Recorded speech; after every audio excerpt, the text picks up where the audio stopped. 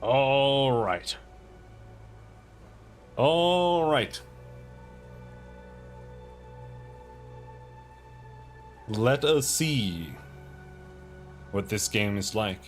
Can they make a game without a writing team? How does it work? Can they do it?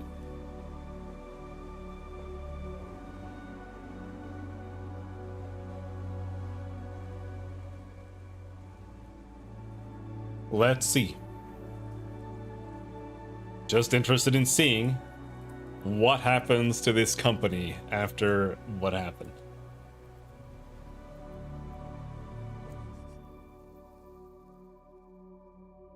What kind of spy are you? I don't know.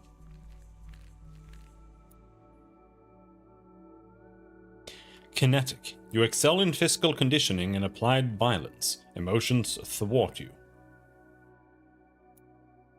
An engineer of the human soul. Spiritually vast. Mentally undeveloped. Your cognitive powers make up for your frail body. A big brain in a glass jar. Custom. Okay. I'm gonna be custom, bro. 4 points. So we can just have maximum in one.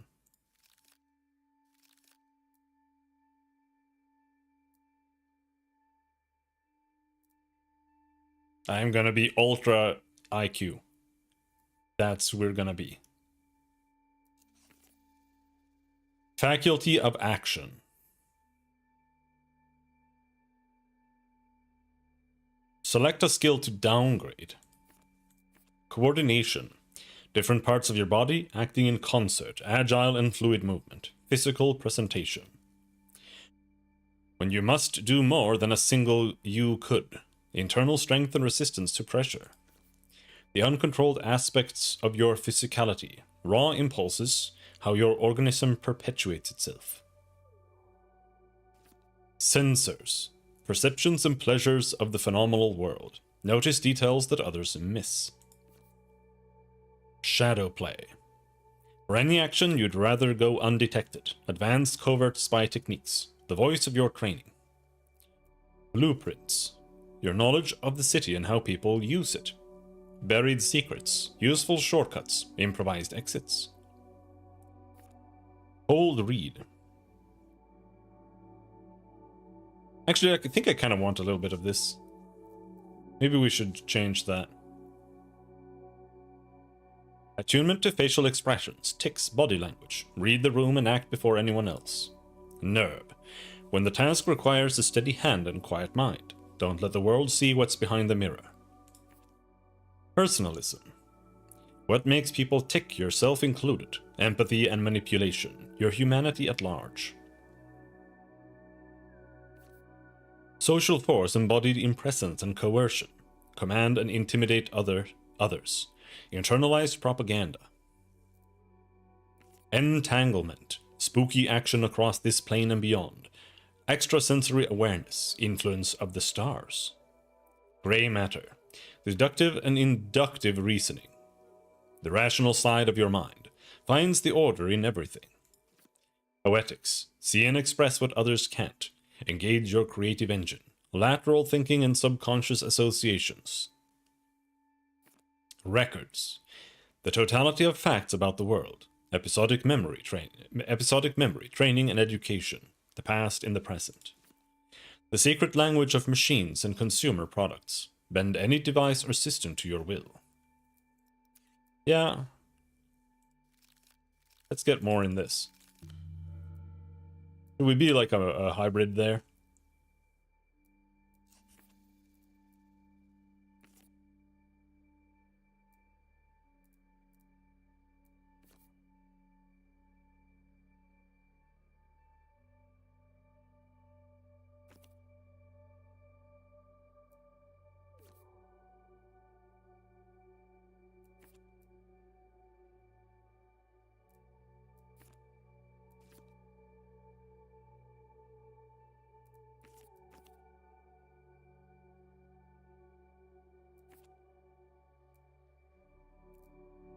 Hmm.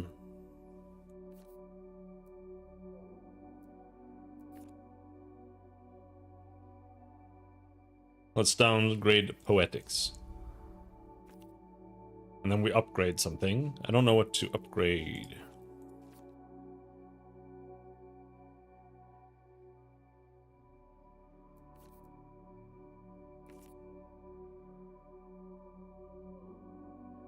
Attunement to facial expressions.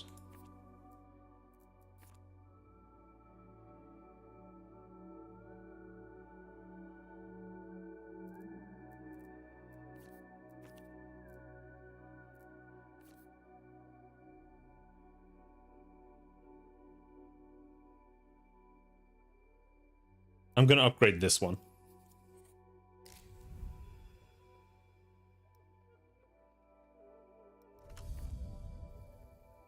Raise an action skill to train your body and its impulses.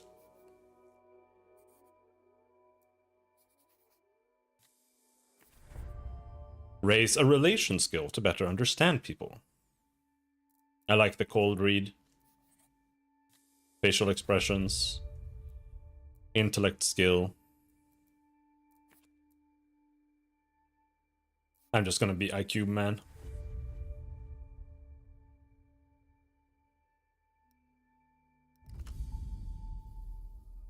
The beginning of the war will be secret. Jenny Holzer. Who's that? Is that someone on a forum? I once knew a spy.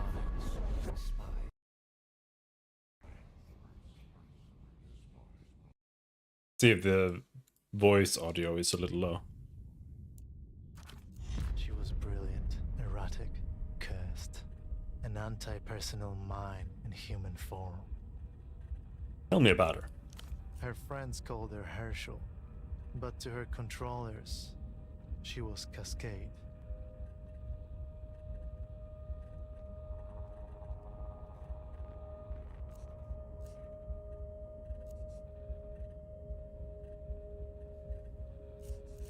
I was good at my job, at least. She made the cardinal error of our kind. She mistook her assets for friends. In the end, the contradictions caught up with her.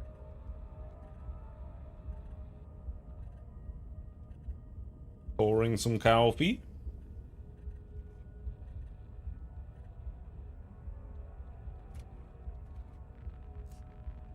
This is about last time, isn't it? Portofino 91. The whole sick crew. A disaster untold. A black page in the official records. Anxiety? Oh, shit. No sense in rehashing the past. None at all. Yet here we are, standing over the smashed and leaking world. What about Cascade? What happened after 91? She was recalled. They put her in the freezer. Forever. Most thought. They were wrong. Even in those dark days, there were whispers among the lower sublevels, where they keep the true believers. Don't count Cascade out. 5 years passed. A little more of the world leaked out of itself. Cascade's controllers ordered her back to Portofino. What changed? Why send me back? Because I asked them to. There is a new assignment, Cascade. I was supposed to give you the brief. Would you say you were? No one special. Just an arm-like sack of cytoplasm. A special move unique to single-cell organisms.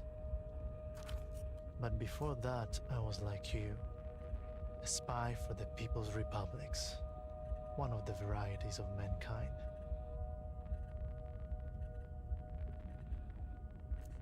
I am here. Where are you? Right here. In an armchair in a safe house above a 24-hour photo shop. In the city-state of Portofino. This is a dangerous place, Cascade. I should never have come. You mentioned a new assignment. One that could really turn things around. For you, of course. Independent thought and movement are a bit beyond me in my current state.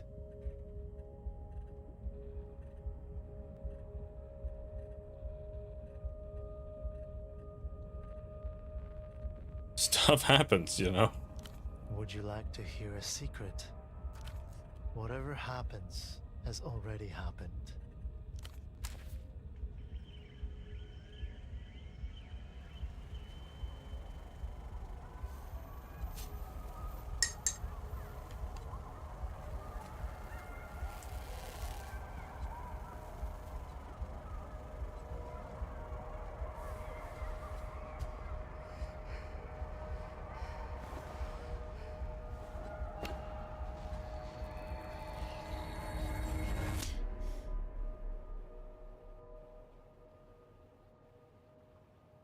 Okay. That's a guy. The toilet seat is up. Fuck.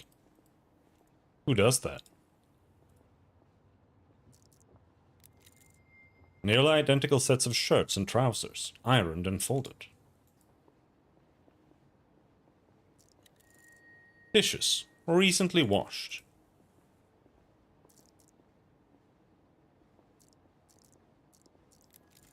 Pseudopod, you presume? Displayed on the chair before you is a man, approximately mid-30s. His chest rises and falls in steady rhythm as he stares beyond you, unblinking. Hello? Pseudopod? His eyes are fixed glassily on the ceiling. The pupils quiver like a failing heartbeat.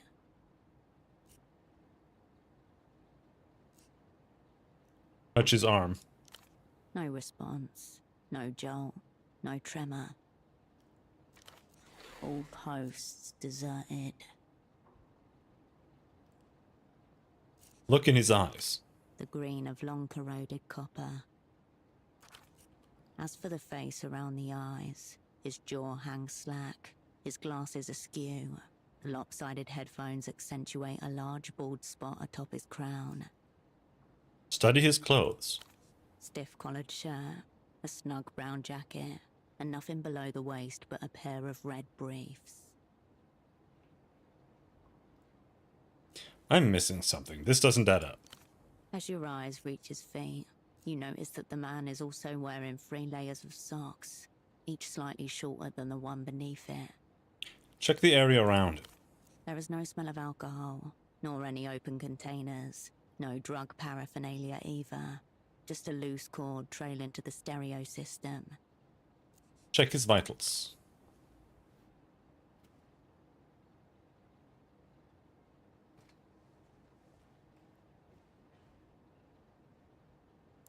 Your fingers detect a faint, steady pulse within the base of his wrist. Elevated, but not critical.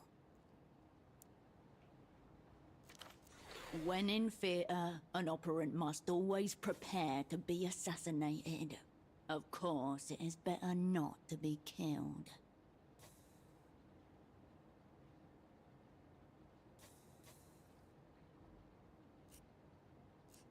But he's not dead yet. Then the body is disobedient and must be brought to order. The man's eyes glisten. Bright red veins blossom around their edges.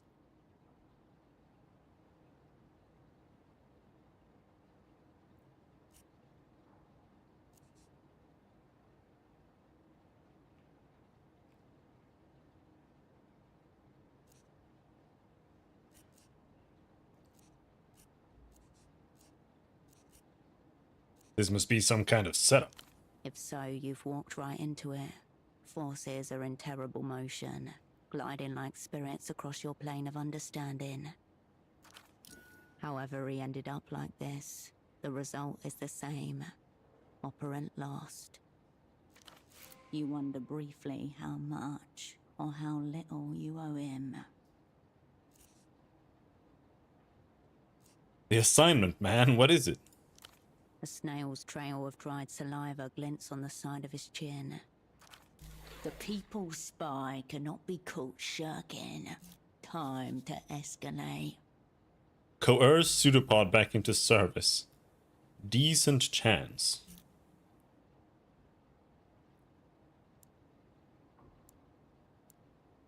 Wait, what? Exert.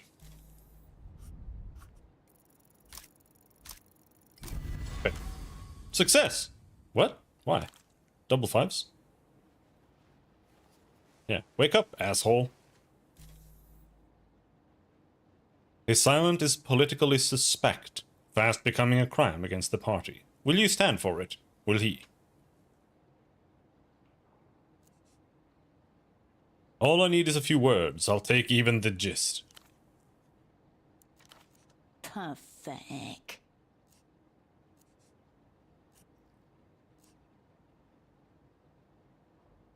Come on, out with it! He rocks gently, giving away nothing. Enough of this reactionary angle of repose. Up he comes. Stand him up.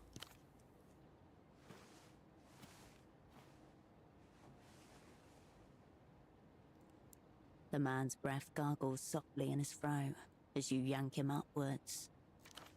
He is heavier than he looks.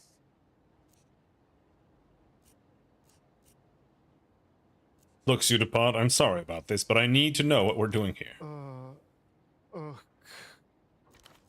His head lolls on its neck hinge. If you didn't know any better, you would say his deserted eyes seem to be urging you in the direction of the bathroom. The bathroom? Is that it, boy? Has to poop, bro. You heave him up and down, making his limp head bounce in a grotesque nod. Put him back in the chair.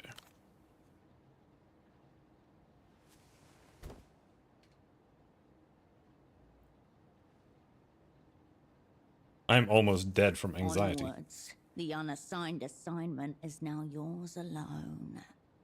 Searching for clues. Clipped to the inside flap of his jacket, you find a laminated badge, emblazoned with the crest of the Import-Export Bureau of the People's Republic of Kohila. The name reads, Esteman T. Below that, a title, Im Ex-Lead Hosiery. Sock Merchant, one of the opera's most battle-tested covers.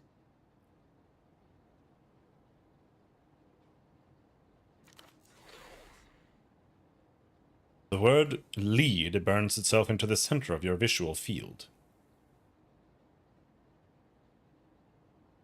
Whoa, whoa, whoa, hold up. Lead? That's what the badge says. Merely a cover, of course.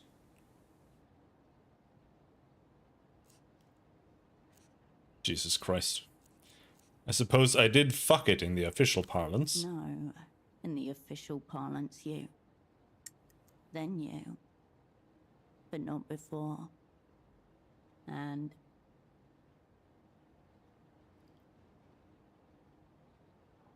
That explains the 3 pairs of socks, does it? What? wearing the wares for ease of display.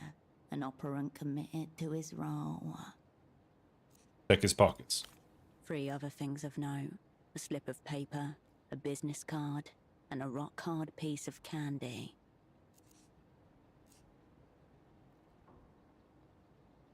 Examine the slip of paper.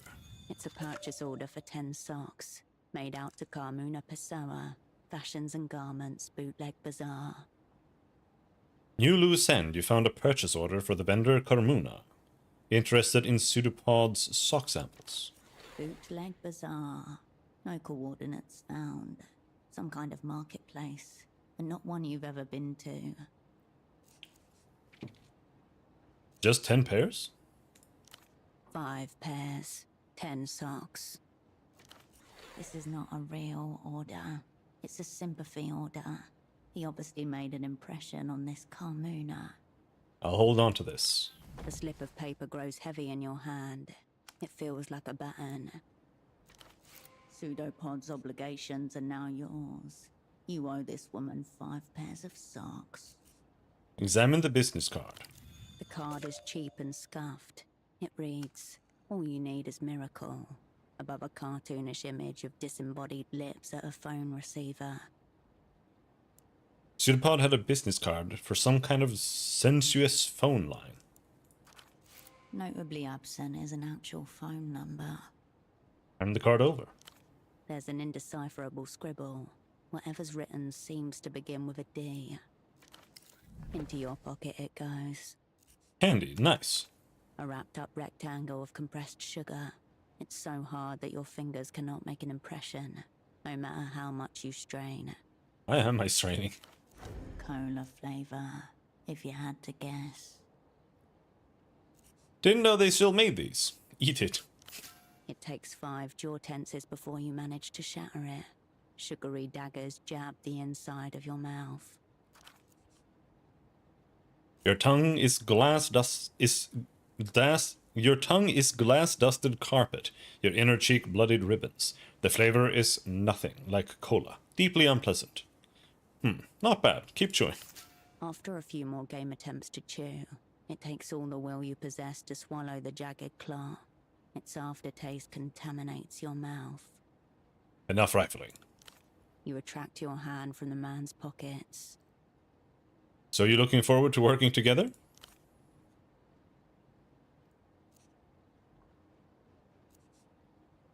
Still working on that assignment. Any update? Cool. Me too, anyway. I'll do what I can for you, Pseudopod. Your double didn't notice your arrival. He doesn't notice your departure either.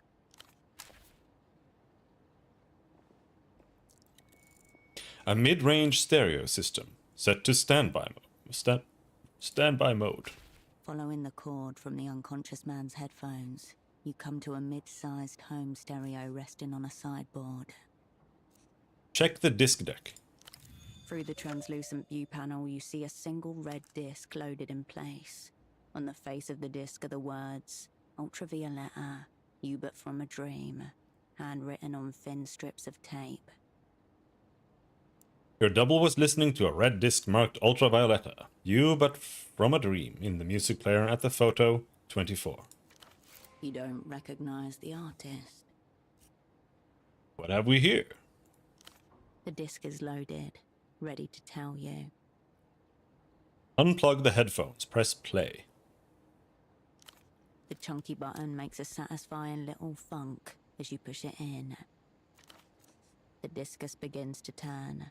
You know because the spindle was rotating, though the speakers don't produce any sound at all. Is this thing broken? It doesn't appear to be. The disc is spinning the way it's meant to. Turn up the volume. No sound, save the thin layer of static that lines the inner cables. Keep listening. The music player blinks, slowly. Or do you? You can't tell. Keep listening. The silence is being overtaken by a different silence, like the slow darkening of night across the wall of an empty room. Listen a little bit more. This new silence seeps into every corner of your body, loosening fixtures, rattling drawers. Listen a little bit more. There is still no sound, but in your mind an image forms of a blasted heath, a smouldering circle at its center. Figures in tattered robes stagger and sway on the horizon. What's an exert?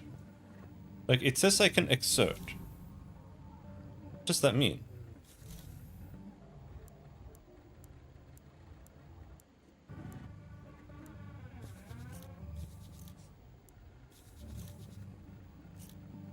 It lets you throw 3 dice.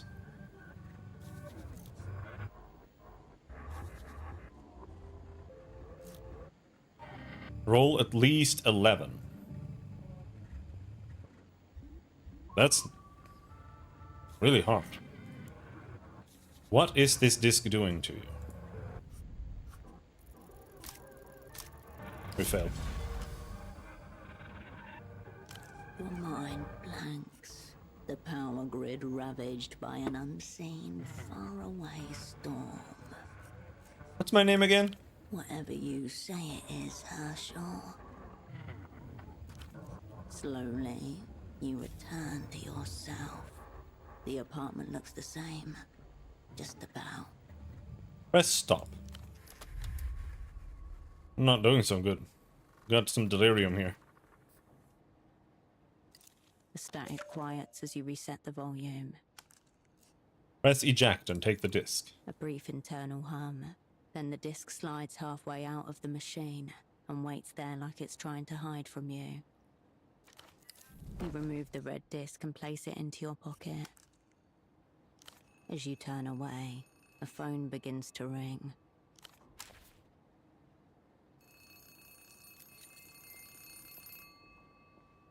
Where's the phone? There. You pick up the phone. The handset vibrates in your palm. Hello? Say nothing.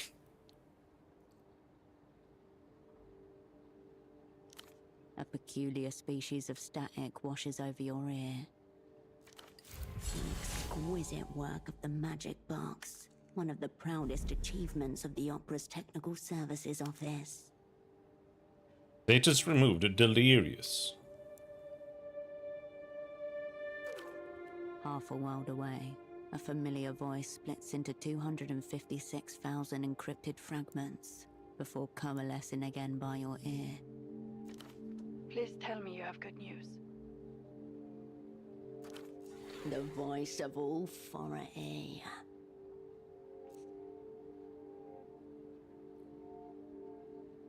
This is Cascade. Operant, you made it. Your voice hasn't changed. We'll get to catch-ups later. Put Pseudopod on the line. You glance over at the man in the chair. You feel the receiver slipping from your sweaty palm.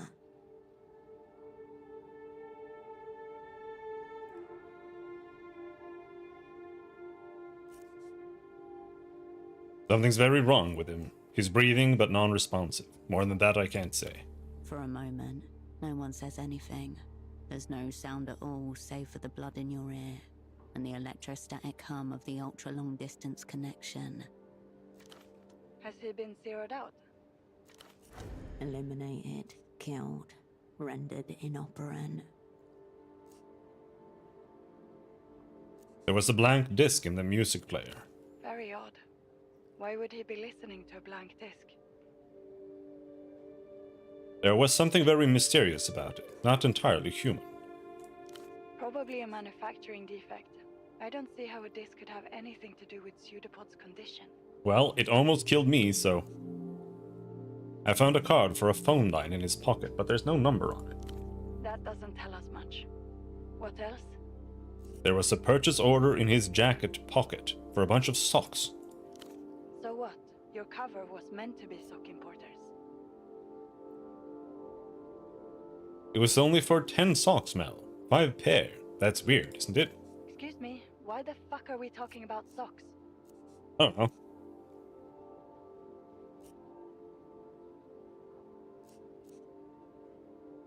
I have no idea. We're not getting anywhere with this. I'll ask one more time. Ah! Is your double zeroed out? You've reached your anxiety limit. Oh, what's happening? Lower a skill. That's fucked.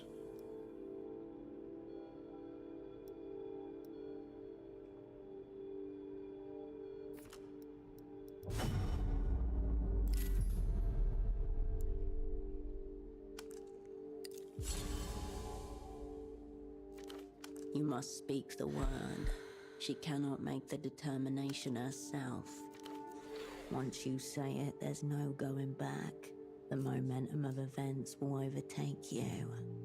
He might still be in there somewhere. Cascade, is your double zeroed out or not? I don't know. Yes, you do. Is he zeroed out, Operant? No. No, he's still there. Right. I wonder which it is. Have our enemies blown us up already? Or is this just another day at the basement massage parlor of spy services? Fucking hell. The Opera's going to hang me by the toes. For you, it's back to Satellite Facility B. Oh, Despis, I hope it's not as much satire/political as DE. I think it is. There was already an option about workplace misogyny.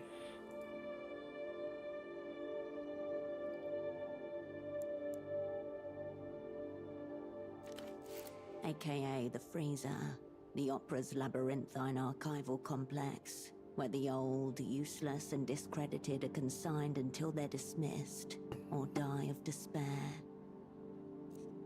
Now, I'm just concerned maybe there won't be any funny racist options, and then I'll be sad. The Freezer, the Opera's labyrinthine archival complex, where the old, useless, and discredited are consigned until they're dismissed or die of despair.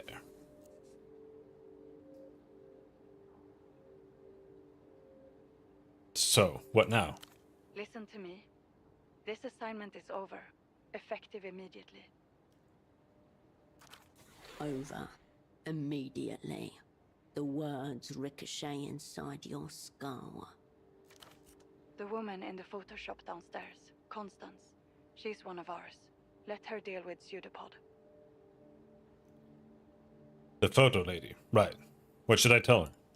Do not tell her anything she doesn't need to know. As for you, we need to get you on the next aerotram out of the city. Disregard. Time for some self-directed espionage.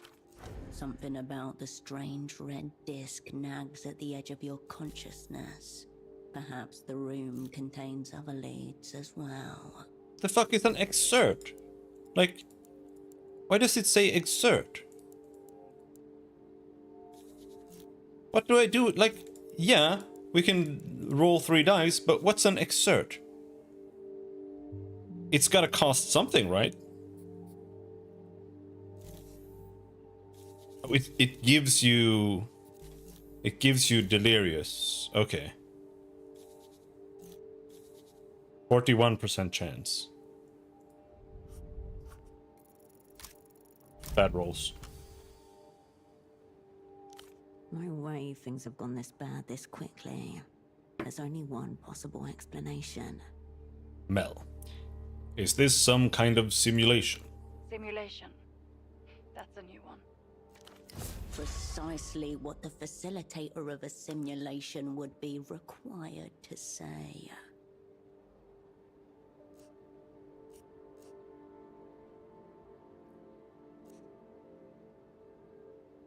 You wanted me to eat the ancient hard candy. That was the plan. Those words form a grammatical sentence, and yet I have no idea what they mean. Okay, I believe you. Maybe. There should still be flights departing for Superblock territory tonight. Make sure you're on one of them. It's sick, Mel. I refuse to play along. That's great, because you're not actually supposed to do anything. This assignment is over. Get on the next tram. The tram. Sure. On my way. If what you're saying is true, enemies abound. Don't get yourself zeroed out. A click, and the line goes dead. Okay. The bed looks serviceable. Deformed pillows and a depression in the mattress show it has been used. Room for 2. You were supposed to lie here alongside your double.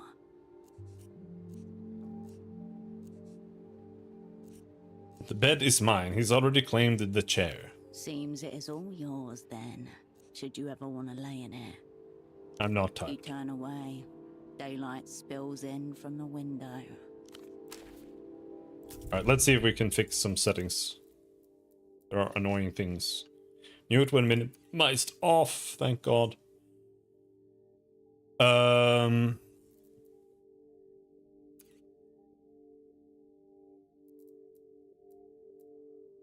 Volume down, down, down, down.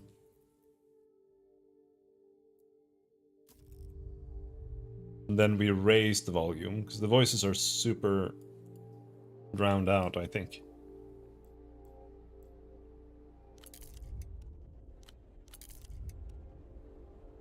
Magic box phone line. A pair of men's trousers are hung delicately over the shower rail. They seem much better cared for than their owner. Examine the trousers. Brown, shapeless, utterly unremarkable. Search the pockets. The front and back pockets are completely empty, except for a few pieces of lint. No! Your hoisting must have compressed his lungs somehow. Unless Search the pockets again, thoroughly. you discover a small extra pocket inside the front right pocket. Pocket disguised as a pocket. You slip 2 fingers inside and come away with a neatly folded sheet of paper. Hello there. The page is notebook-sized and perforated along one edge. It reads: THA 7LES APR 032 WIFO 9W TBGFL W25.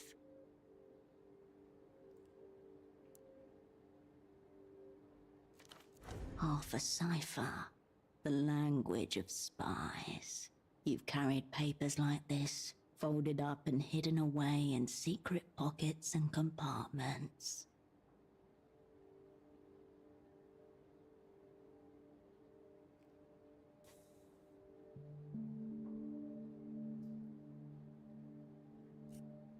This is a one-time key. Good to unlock a single enciphered message. You just need to locate the other half. Why are they hanging in the bathroom? One of the many mysteries concerning men's trousers. He was trying to smooth out creases with shower steam. Right. You leave the trousers as they were.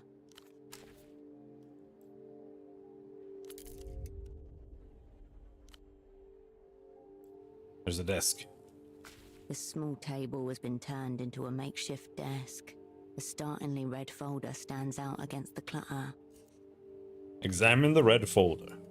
The small label in the top left corner is printed with one word. Your cryptonym, Cascade.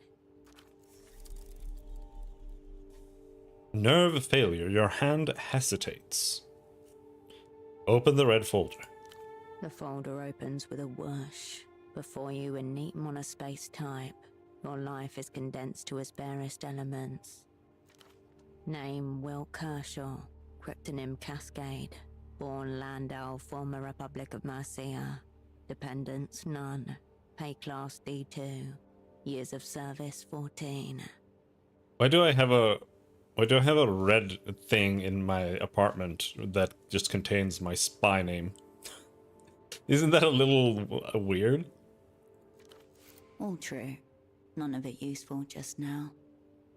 Childhood, bourgeois, typical. History of student radicalism led to persecution by monotheist reactionaries. Fled to People's Republic of Kohila. Embraced post-historical materialism. In short, born capitalist, reborn communist. Wow. I only said that stuff so they'd let me in. Medical record. History of dissociative episodes and reckless action. Gunshot, chest. Retained bullet. 10mm pre-service. The bullet nuzzles your aorta. Your heartbeat flutters. Sexuality. Homosexual tendencies. Unconfirmed. Holy shit. Where do they come up with this stuff? Suicide risk minimal. Ideation only. Moving on. End of list. According to this file, that's all there is to you. Anything else in here? There's another page behind this one. It's labeled Service History. A tingle in your fingers. Your head grows lighter as you approach the crash site.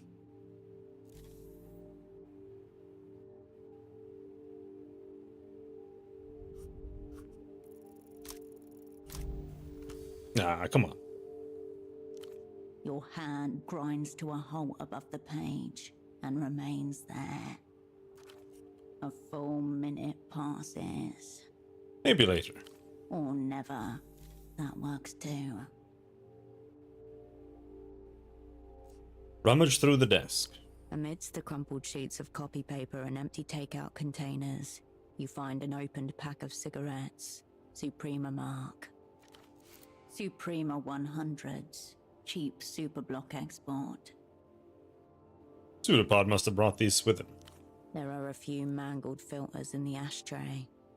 Examine the cigarettes. There's nothing outwardly noteworthy about this pack of Suprema 100s. It's like any other found in commissaries and corner stores across the People's Republics.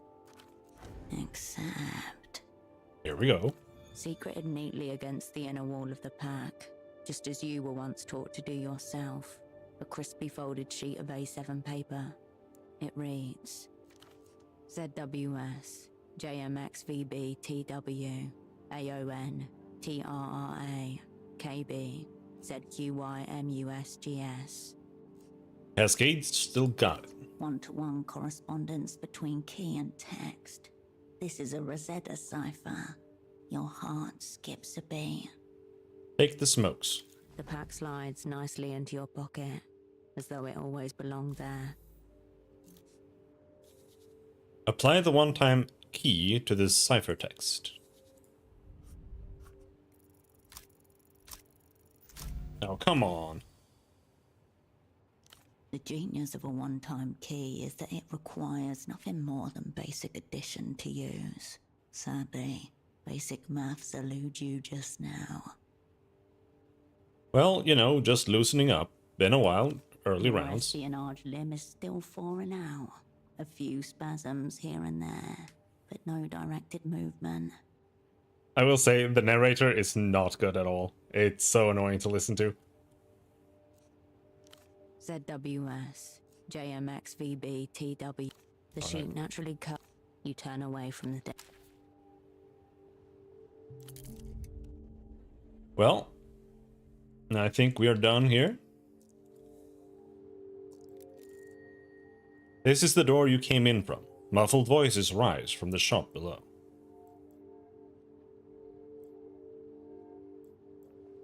Can we do anything more with him before we leave?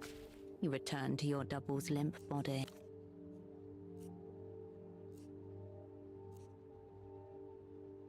Couldn't help but notice your designated lead. More experience. Looks like I'm in for an early promotion.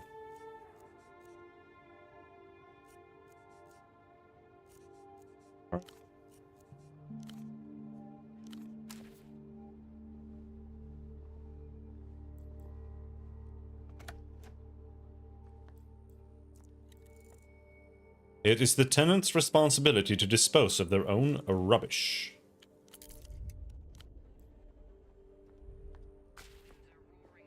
Enough! You're blacklisted. Take your sick little games elsewhere. Easy, lady. I just want to develop some photographs. I'm not trying to take your innocence. Does that poor girl even know what you're up to?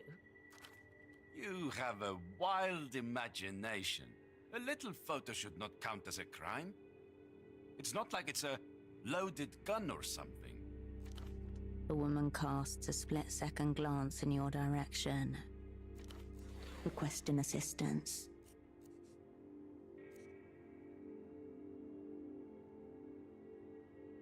Hang back, observe.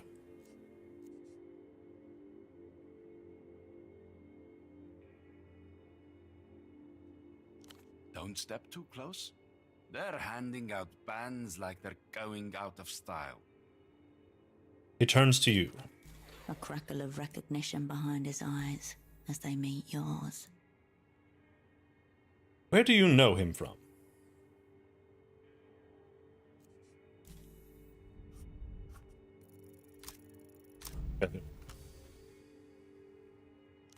Nowhere.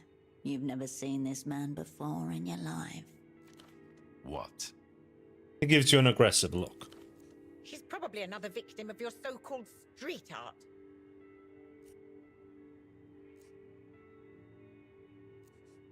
Nothing. Forget it. Exactly what I thought. He appears pleased with himself. Very well. Photo 24 can have this round. Thank you for this extreme stress I'll now carry through my day. He gives you one more glance as he leaves, garish coat flapping behind him. Yeah.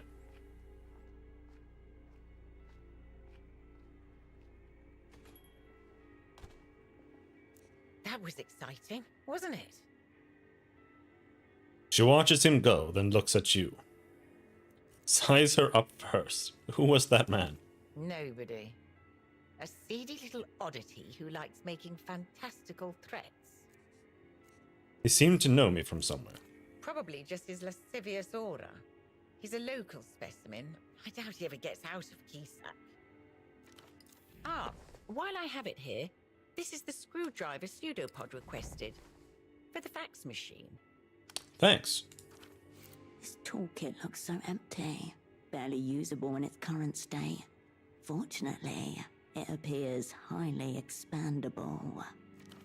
She gestures towards the monstrous off-white plastic machine behind you. Constance wants you to fix the fax machine in the Photoshop.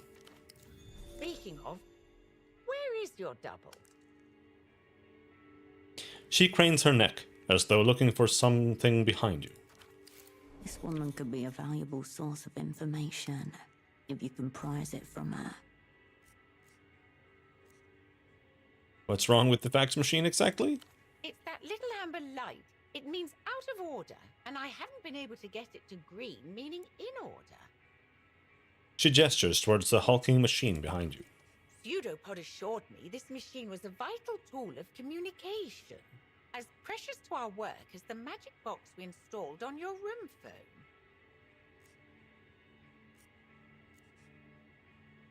What do you expect me to do? You've received all sorts of technical training, I presume. I would think getting a little light to turn green should be well within your powers.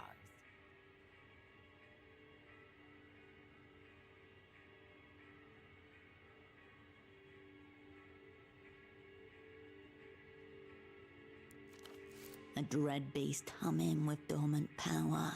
A handless scribe. It just needs to be soothed.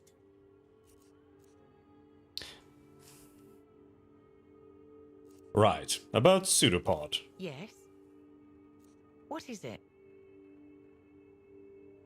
Something's wrong with him. He's completely non-responsive. My God. You're saying he's... I can't say. He was like that when I found him. Oh, God. It takes a beat for your meaning to reach her. Behind the acrylic display case, your eye catches on a scene of an amateur pelota squad, smiling against a sun-bleached wall. What do we do, Oprint? First off, when did you last see him? It was yesterday, when he returned for the evening. He looked stressed, like he was shouldering a great burden. Did he say anything about me? No, I don't believe so. Only that you'd be arriving today, and none too soon. This isn't getting anywhere. Pseudopod was a very good teacher. He said it would fall on me to see after any operants who are incapacitated in theatre. I wonder, did he ever suspect he was talking about himself? Does anyone else have access upstairs? Absolutely not. Nobody's been upstairs except yourself and Pseudopod. What kind of chemicals do you have back there anyway? I don't know. Alright, forget it then. Oh dear. I could use a rag. I found this in the stereo upstairs. Show her the mysterious red disc. I've never seen this before. What's on it? Meaning Pseudopod must have brought it here. Do you know a band called Ultravioletta? No, I don't pay attention to all that. Music is very overrated in my opinion. There doesn't seem to be anything on it. Perhaps it's defective. I must say, it doesn't look like a regular disc like you buy at the shops. This looks more like a bootleg. What do you think happened? I haven't the faintest idea. I'm adrift. Pseudopod struck me as an absolute professional and very cautious. I suppose I could move him to the spare room down here. That way I can keep an eye on him. Could you also put his pants on, please? She doesn't respond, but looks down as her cheeks flush deep crimson. We need to talk to a doctor. A doctor. Right. Good thinking. Dr. Hugo would help. He runs a houseboat clinic in the backways to the west of the old docks, past the waterlock. No sidekick this time? Well, he's sitting in a chair without his trousers. Yesterday, before he came back, what was he doing? Did he meet with anyone? I can't really say for certain. He kept things very close, as he was supposed to. Have you tried the Bootleg Bazaar? He was down there yesterday. The Bootleg Bazaar. That matches the purchase order you found on his body. I'm not familiar. What's that? It's where all the knockoffs and illegal imports come make their way into the city. And he is unresponsive for some reason. It's only sprung up in the last few years. Part of the whole mania of all things Lusian. Do you think this red disc may have come from there? It may well have. I'm sure there's a disc vendor down there. It can't hurt to ask, can it? On the contrary, asking the wrong question can hurt quite a lot. Still, a lead is better than no lead. What was Pseudopod looking for there? He said he intended to interview some of the vendors. I can't tell you what he was after precisely. How do I get to this bazaar? You can practically see it from the front door. Due south, in the ruins of the old Essilk factory. Head west from the roundabout.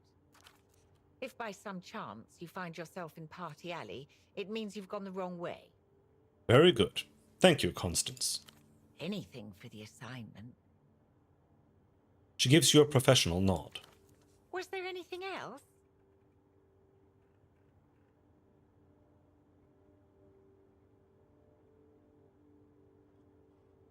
Do you happen to know what this miracle is about? Show her the sensuous business card. I certainly don't.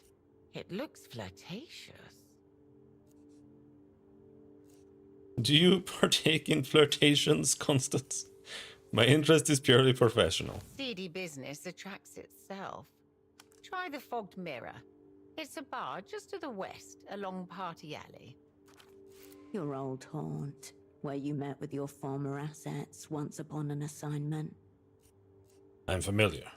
She gives you a brief nod. I need your help with something work-related, do I? Very well. That's all. She gives you an... Before you do, I understand this is your first time back in theatre for some time. She hesitates, a little shy all of a sudden. Yes? I just wanted to say, welcome back to the opera. Thanks. Swimming lessons with Paulo. Bin day is now bi-weekly. Parakeets for sale. Precarious stacks of holiday cards, 97. Pre-order.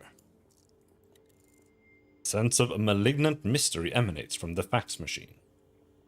A humongous white block of office technology sits in front of you. It looks like a sacrificial altar made of plastic. Inside, mechanical parts are assembled in such a way that it can scream analog messages across huge distances. Remove the panel. Your screwdriver makes short work of the starhead screws holding the side panel in place. You set them aside one by one and gently remove the plastic panel. 72% chance. Fuck you. There's no sense to be made of the mass of wires, belts, and rollers before you. I'll figure this out later. I was assured there'd be many urgent communiques coming through this machine.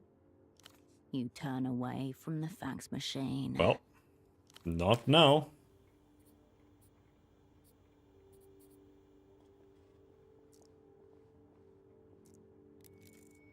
She spends slow afternoons rearranging the postcards under glass. The beaded curtain neatly splits public and private spheres. Shelves stacked by a hoarder, then labeled by an obsessive. The screen flickers. Static turns to black. A booming voice emerges. Did you know water covers approximately 63% of the world? but the sky covers 100%. Obviously. Wrong. The sky is only 98% sky. The other 2% is used to cover up the fact that they replaced the moon 4 times. On screen, there appears a man with a paper bag over his head. He gesticulates wildly. But they don't want you to know that.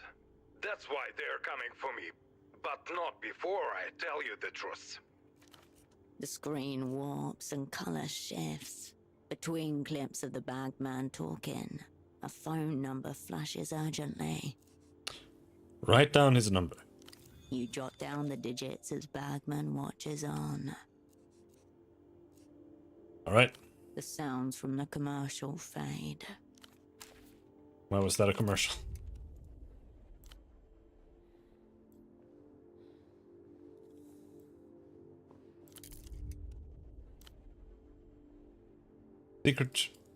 Secret thing. All right, let's exit.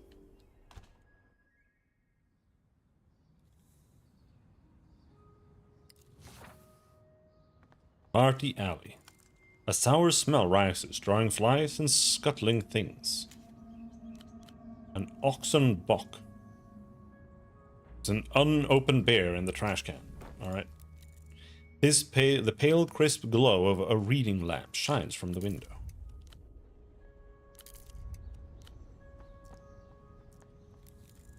Beyond lies a mountainside layered with residential buildings. Oh, what the fuck?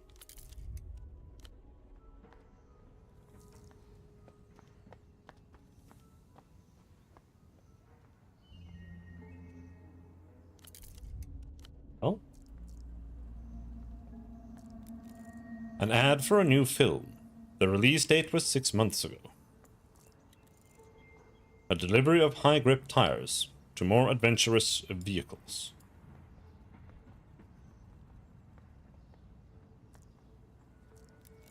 Party alley, Zona 3. No open flames, including lit cigarettes. Man, I worked with a guy, I think I've told this story a little bit before, but I was like summer temping with a guy. And or for a guy. And the first few weeks I was there just to like, he was just gonna show me how it worked. And we had to replace the oxygen tubes for the oxygen system at the hospital. And it was like the oxygen tubes were like as big as you are. Like if you're standing, they were maybe like to your eyebrows. That's how big they were. And when he was replacing the oxygen tubes, he was smoking. And he did that all the time, every single time. Suprema 100s. Smokes. Short climb to the top. I can do this. I can take you on. I'm your man. I'm your man. I'm your man. The middle-aged man cranes his neck to look at the top of the pylon. You can see the blue fabric of a worker's uniform under his high-vis vest. Whose man are you? He blinks at the interruption, startled out of his mantra. I'm a Renotel man. He pats the device cradled in his arms. A certified Renotel repair technician. Renotel, a diversified communications company local to the state of Portofino, immediately recognizable by its dolphin logo. That thing he's carrying has got buttons, a little antenna. That's a grade A thingy, all right.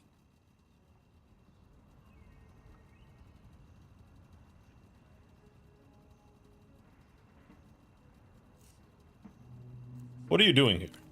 Oh, it's just me trying and failing to do my job. Again. A feeling you know well enough. What is it you do? I'm hired to perform any necessary maintenance on the arteries.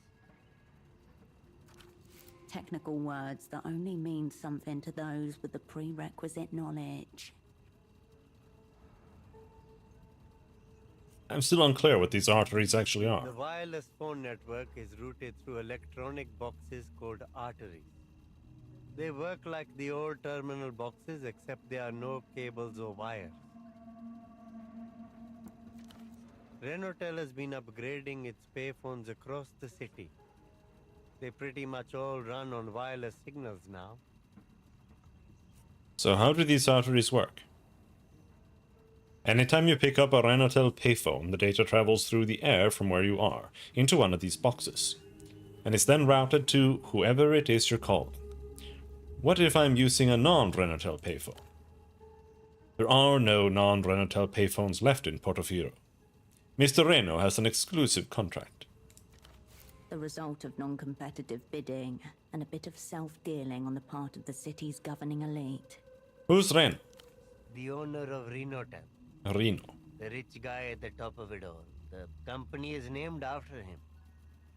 Imagine being the one man in charge of telecommunications across the city.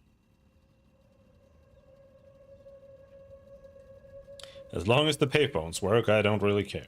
I guess so. Doesn't make my job any easier, though.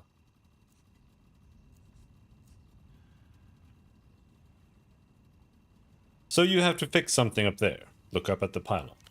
Yes, one of the old terminals. It's a terrible tangle of cables up there, but I can handle that. The part I'm struggling with is climbing up this ladder. I'm acrophobic, one of my many fears. A man stood on a cliff's edge, constantly expecting even the ground to fall from under him. Surely you knew this job would involve climbing up high when you got it. Yes, I did, but I was trying to push myself to get over it. Plus, there aren't many other jobs I can get. What's the thingy? Point to the device. It's a Voskol auto-negotiator. Brand new. He shrugs helplessly. I can't keep up with all of these futuristic devices. What does it do? Lots of things. Primarily, it picks up wireless networks, radio frequencies, and electrical signals so you can track their source. But it also detects radio frequencies and other electronical signals so you can track their... This guy's text does not match the voice acting at all. Mainly I use it to locate old terminal boxes and arteries and diagnose any problems with them. Let's move on from the machine. I wish I could say that, but it's an integral part of my job. Any doctors around here? None that I know of. Which reminds me, I really should get around to registering for a GP.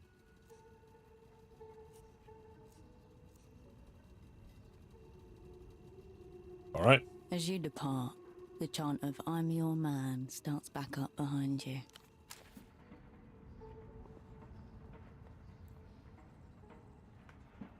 Just go. Easy. Just a ladder. I don't know what I'm doing here. But we're doing something.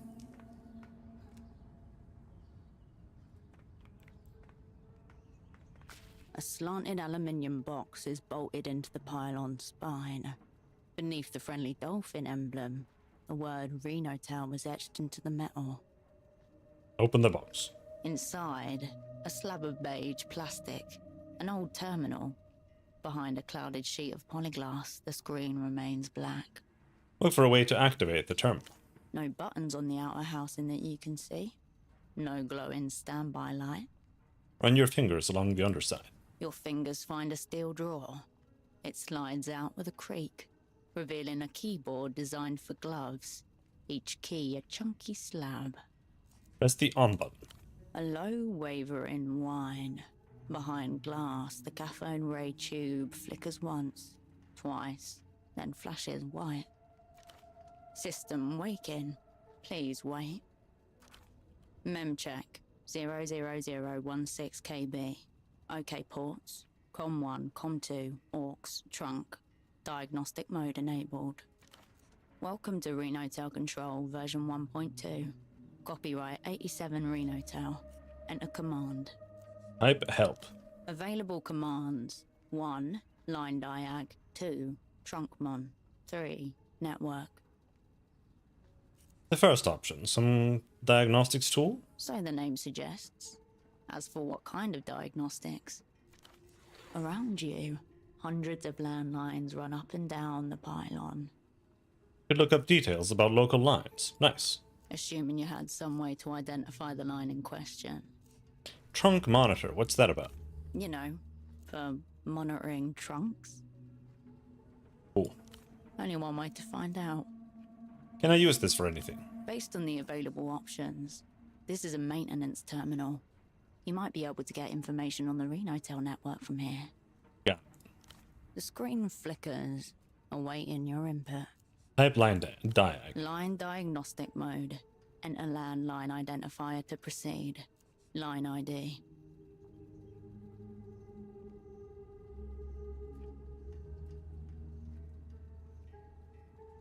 Type 7777777. The machine's internal speaker beeps sharply. Maybe later. The screen flickers, awaiting your input. You close the box. Not much going on?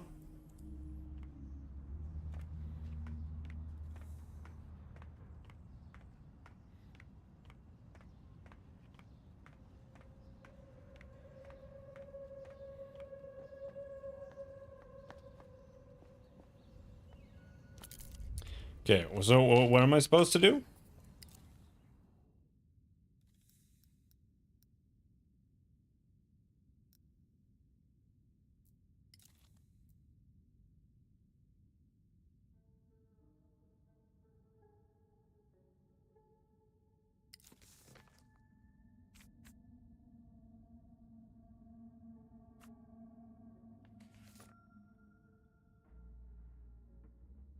Pseudopod had business in the bootleg bazaar.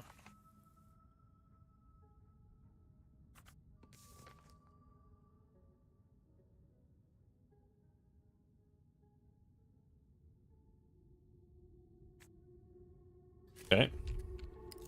And the bootleg bazaar was...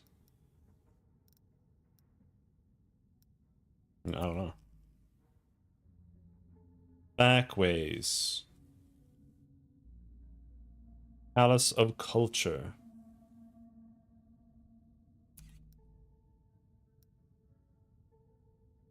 I don't know. Bin collection schedule plastered over with hand-lettered ads. Haven't seen Julie around in a while. We got a hat. Makes your head look like a giant pelota ball. The attached braids are a tribute to Valdemar Ocho, striker for Recreación. Okay. Honestly, the equipment system in Disco Elysium was one of the worst parts of the game, so I'm a little sad that they actually have the same one here. The threshold and into a memory. This place, this bar, the center of the frozen world. Old schnapps and the faded sour cologne of body odor and bleach. Soft yellow light filtered through cracked shades. The rumble of the ice machine. A hissing television. Exactly how you remember it. The Fogged Mirror. Favorite den of Keysok's local Pelota squad and their partisans, as well as a certain disgraced spy of the Operant Bureau. You discover your thumb rubbing itself along the numberless business card you found on your double. Breathe it in. Stale air circulates your lungs. The taste is familiar. Maybe someone here knows what this miracle is about. You glance towards the bartender, a younger woman you don't recognize. Darker skin and sandy hair, carrying a soft scowl. The best part about this place is that it's open all night, every night. Its doors are always open to you, as they are now. Alright. What's that? In the machine aisles is a lineup of smokes, candy, and canned coffee. -2 fatigue, +1 anxiety. Gain status calming chewing.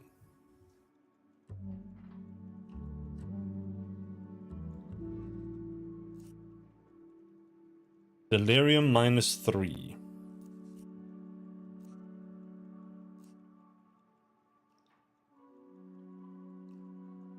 They land in the well with a formidable, intimidating weight. If you change your mind, they'll still... Okay.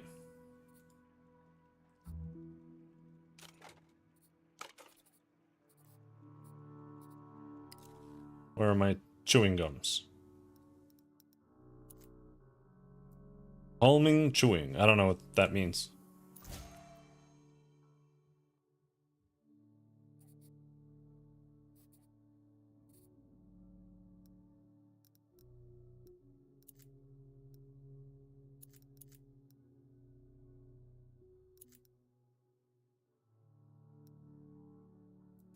Tap smoke.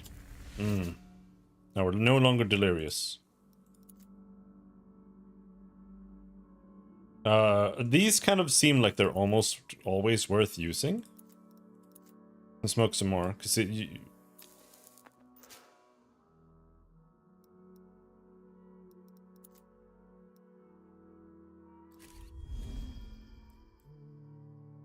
that a toilet in the sky?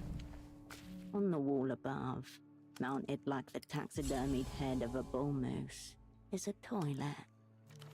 Scratched and yellowed porcelain, a notable smudge on the lip of the sea, brownish. The smudge is not what it appears to be, not the most obvious suspect at least. Disgusting. From across the room, the bartender notices your gaze and the expression on your face. Don't worry. The smudge on the rim is just blood. What's the story here? 83. Kisok versus Recreación. The referee sent Peña off on a bullshit call. A riot ensued, as per tradition. Someone ripped a toilet right out of the washroom wall and chucked it at the Recreación supporters. Kisok's pride. The moment it all peaked. When all the madness and meaning in the world swelled into one glorious, unstoppable wave. Countless injuries were reported in the aftermath of the incident, and 2 fatalities confirmed. My curiosity is sated. The bartender shrugs and returns to her chores. The fat lady here. A lone housefly buzzes in the fridge. Ecstatically something. A shrine to an object god. The menu lists 14 varieties of schnapps.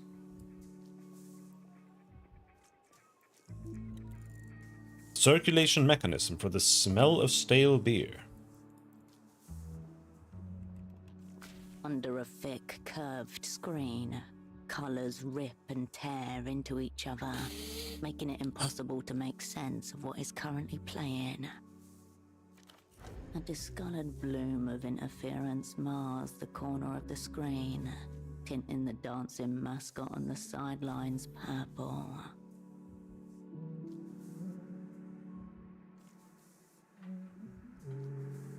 What's wrong with the picture?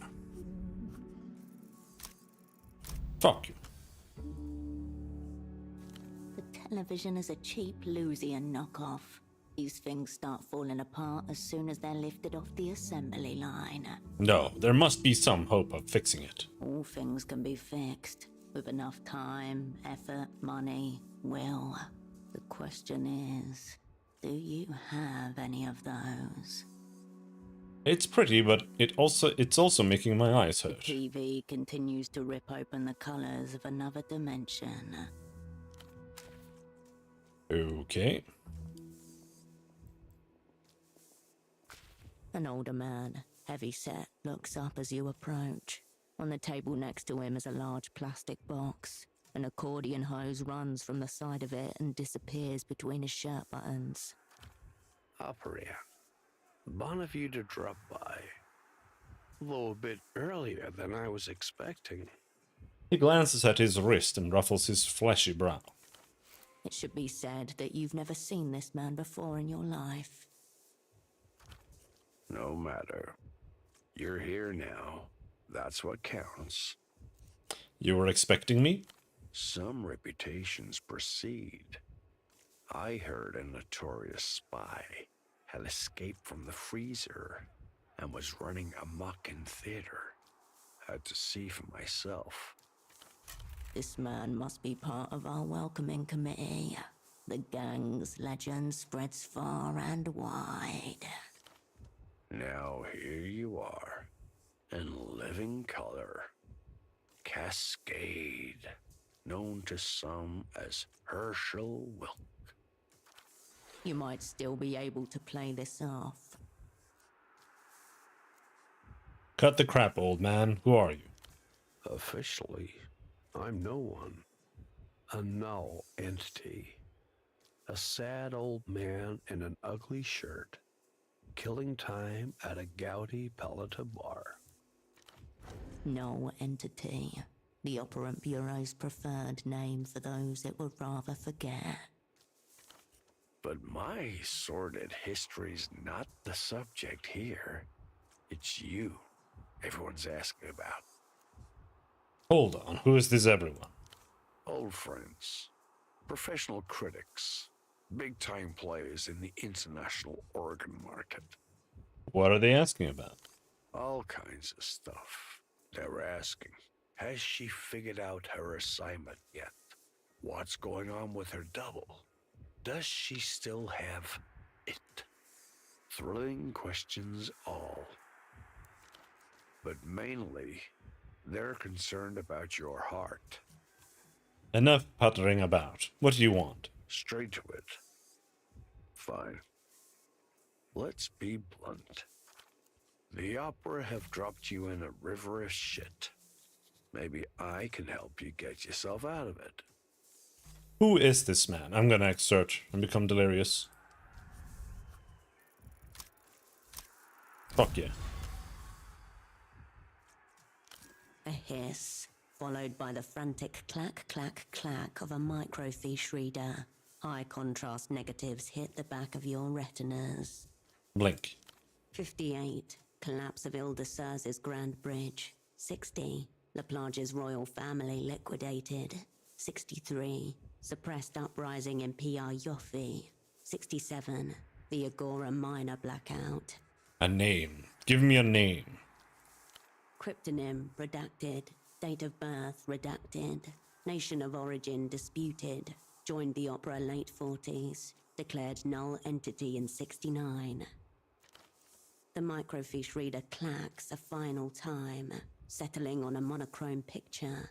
Beneath it, a nom de guerre. You're the one they call Houseman. His fleshy cheeks pull his mouth into just the slightest approximation of a smile. Warms the heart to know people still talk about you when you're not around. The posture remains, yet the gravity in the air thickens.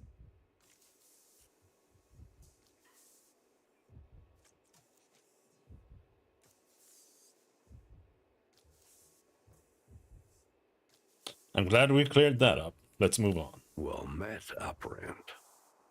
What can I do for you? What are you doing here? This was your old haunt, was it not? See why you're drawn to it. Spacious, decent sightlines. Noisy enough to make bugging impractical. At this hour, the bar is nearly empty except for the hardcore alcoholics. And yourselves, of course. Meanwhile, the bartender washes a few glasses in a tiny sink, looking up every now and then towards the television. Yes. This place will do. Do for what? Our temporary office. Long as we're both in Portaferro, of course. As I said, wanted to witness your return to live action myself. Just because I'm bereft of official existence doesn't mean I can't keep an eye on the younger generation. Maybe pass along a little practical wisdom here and there. I'm gonna be honest, I'm not impressed so far. It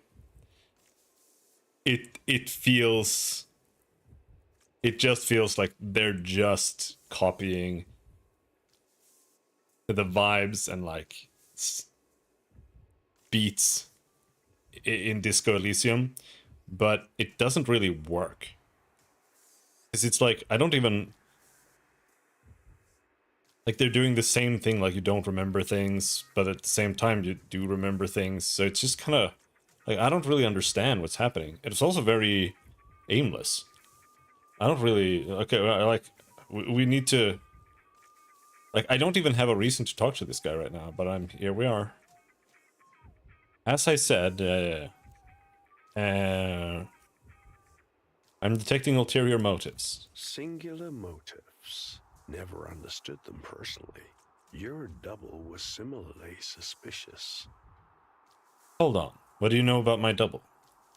Strappy coat, glasses, look of sorry bewilderment, gastropod, something like that. Pseudopod. Even worse. How's he getting on? Haven't seen him for a few days. That's none of your concern. Certainly isn't. What can I say? I'm a nosy old fuck.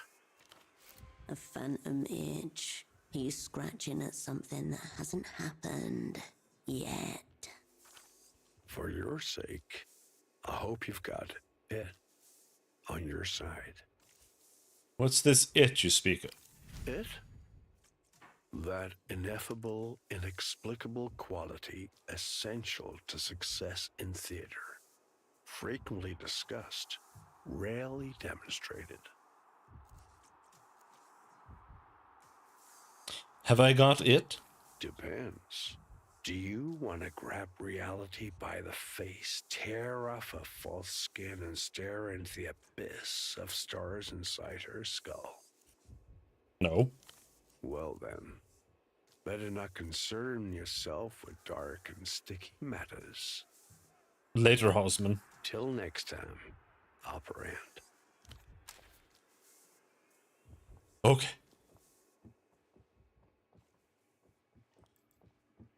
Let's talk to her and show her the card.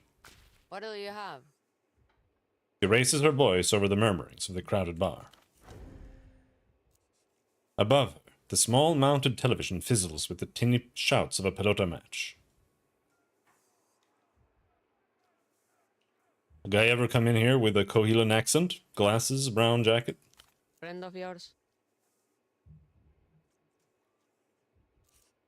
Just a colleague. He was here a few days ago. Seems to have come in to have a chat with your man over in the corner booth. So the old man wasn't bluffing. Don't think we've met. No, I don't think we have. I'm Lucia. She gives you an even look. Herschel, I used to be a regular. What brings you back? I'm here for a job. I know how that is. Her demeanor softens ever so slightly. What do you have? It's on the house.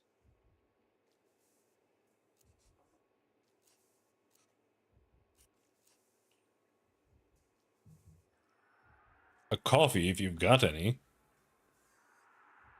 Sure. She turns towards a large coffee urn. A small cup of black liquid appears before you. Drink the coffee. The percolator has kept it warm, but not hot.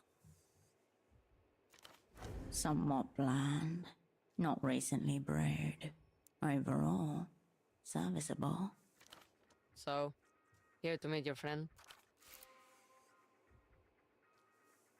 Hold on, where is this friend? Over there. She gestures towards an older man in a booth. His back is to you. I've never seen that man before in my life. Strange. He said he was expecting someone like you. Probably just a dirty old man enlisting the bartender in his pickup scheme.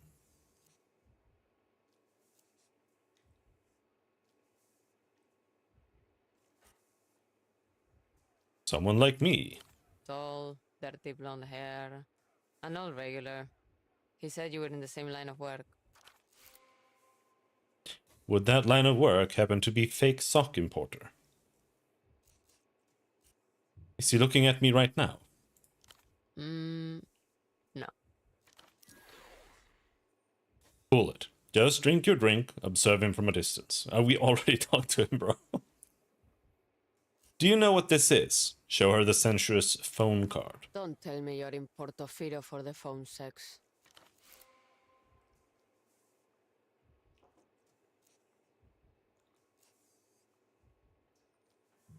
Do you know where I can find this sex line? It's a payphone to the west of here. It overlooks the water. You'll know it from the group of excited old men nearby. Are you from around here? Close by. I grew up about 5 minutes from here. She tips her head back and to one side. You never wanted to go anywhere else? I tried living in the Hill of Pigs for a couple years. Didn't suit me. Came home. She shrugs. If you're born Kisok, you never really leave. She sets aside the glass she's been wiping. A true partisan. You know why they call it Party Alley? No idea. It's Calle del Partido. From when we still had El Partido Comunista. They built the plaza around the Palace of Culture, not the other way around.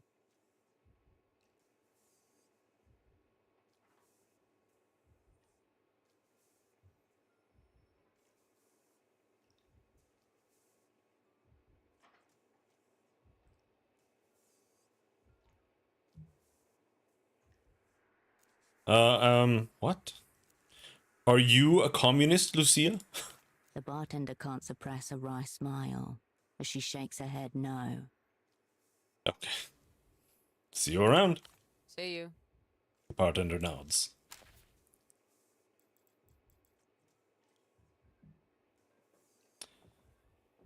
Okay, so now we actually have a reason to talk to this guy a little bit, maybe? Operant. Is your heart in there? Not at the box. This thing? No. This is just the plastic box that keeps me from shaking the Manasfati. To shake the hand of fate is to die in this part of the world.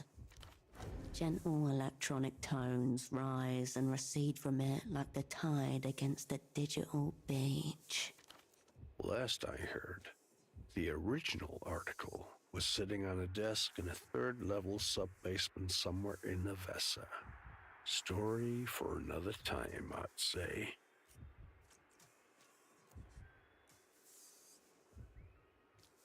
Is that how you became a null entity? More like a private joke that went a little too far. What makes you think I'm in a river of shit? Call it your look of haggard perplexity. Assuming that's not just your normal expression. You've been out of the action for 5 years. I've been in this game a long time. Picked up plenty of neat things that could be of interest to you. Okay, give me an example of one of these neat things. Take a recent sample. One of your enemies has set up a secret jail somewhere here in Kisak. Strike a chord. Which enemy is this? The rich one. Emter. Emter, aka L'Empire Sans Territoire, aka The Bank. Equal parts Global Development Fund and Spy Service. Linchpin of the developed world. My offer is this. I share with you a little from my wall of shadows. You help me with some personal research. What makes you an expert on secret jails? Because I've been in a few. And set up a few others myself.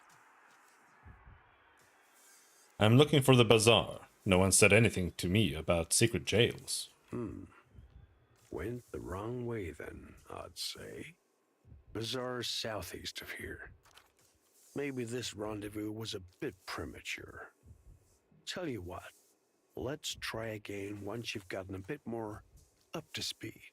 Right, maybe I'll come back later. I'll be here if you want to talk more. Information. I need some. Forewarned is forearmed. Who are my enemies here? Take your pick. We're nominally in the developed world. That's Emtra's home pitch. Motion for him to go on. By that same token, Portaferro was a Lusian penal colony for a long while. Some people think the Weeping Eye are lurking around every corner. Leluz, once a powerful empire, now reconstituted as a modern techno-fascist state, the rising military and cultural power of the day. The Weeping Eye, Leluz's secret place, the dark subconscious of the state.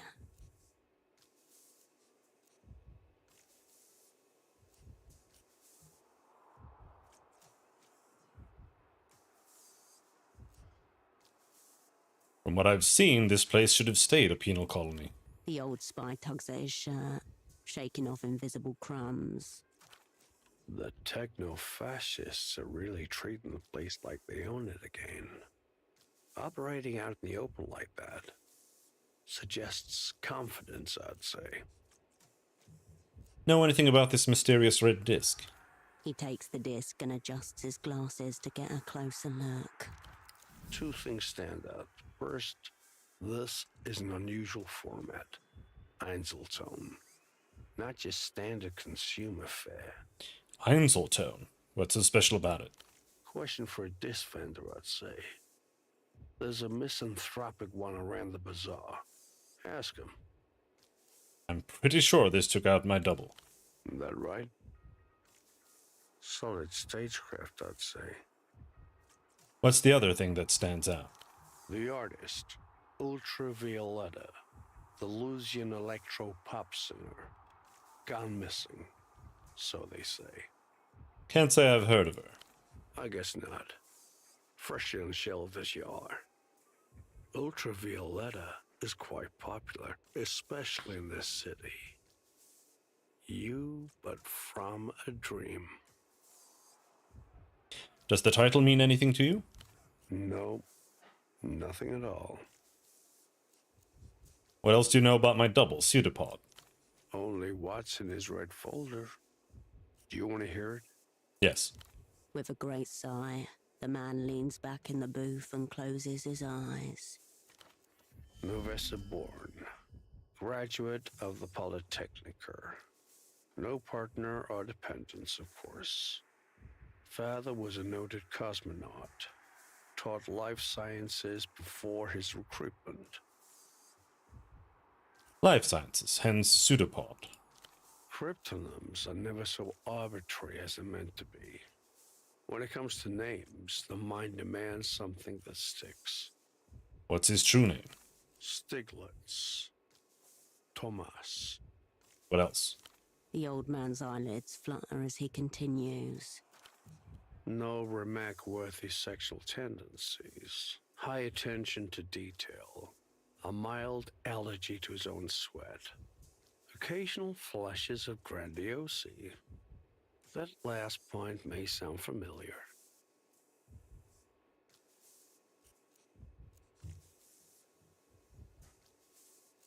Don't test me. I can reach your chord from here. A joke. Your flashes are more than occasional. That's enough. You can stop. And recitation. He opens his eyes and leans forward once again. That's enough information. No such thing in my experience. Bye-bye. Till next time. Okay, so we learned really not much, but maybe something. What's back here? The intoxicated artist was caught halfway through her masterpiece.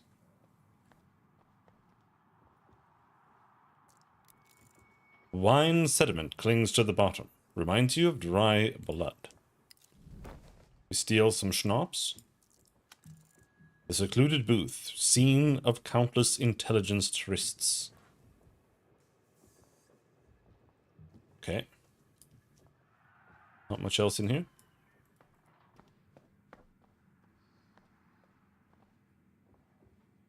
Go down! Go down, you son of a bitch!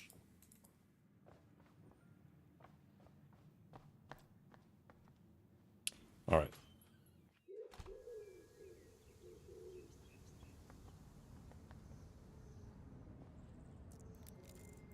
Good vantage over here. Is that a pack of smokes?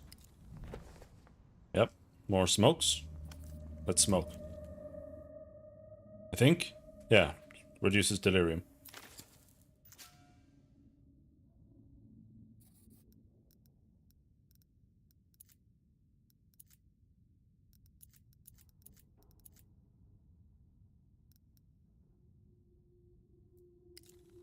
Conditioning. The quest for it. Reinforce effect, statehood skill, shadowplay skill. Assess whether you or others have it. Violations. Temporarily lose reinforced effects. Gain relation disadvantage. Failing red checks.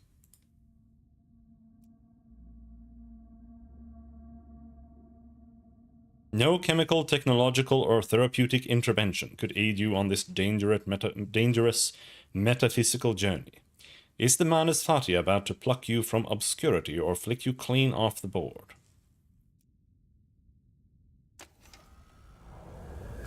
This is a dangerous path you are traversing, Cascade.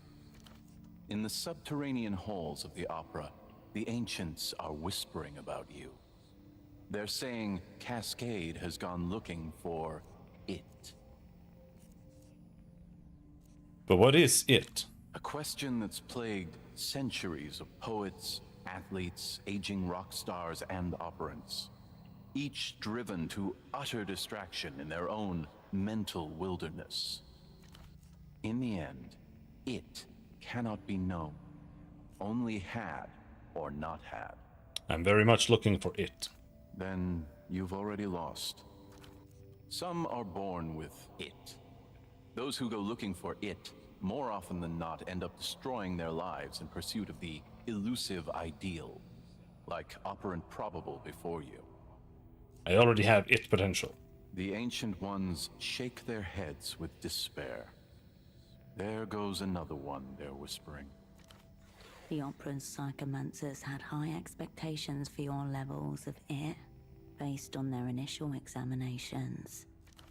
In their final reports, Probable speculated that it had disappeared completely from this material plane, and could only be recovered by undertaking a dangerous meta-quest.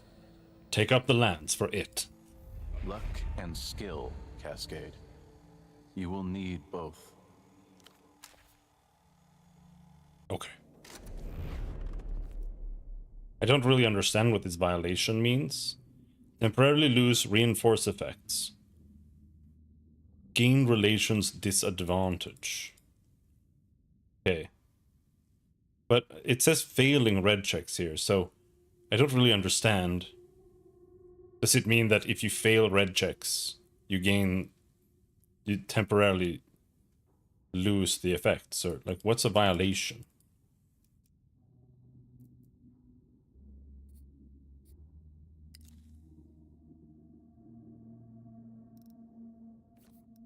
Don't have skill points yet.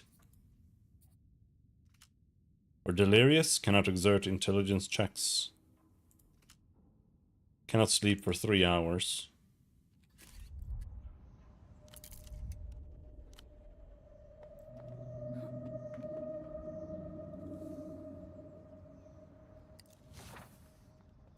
The backways. Piggies! Wild boar piglets snuffle through the city's trash, still wearing the stripes of babyhood like halitosis humbugs. Behold, the cloven-hoofed effect of urban administrative collapse.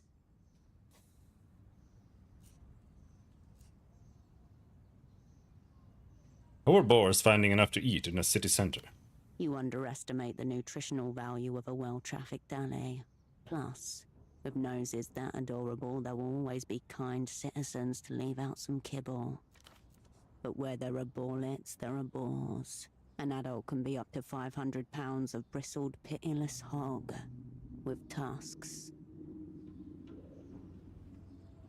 They're dangerous? Yes. Look for an adult boar. You scan from left to right, checking the alley's tangled contours for a hint of hairy maternal rage. There is none. You leave the boars to their devices.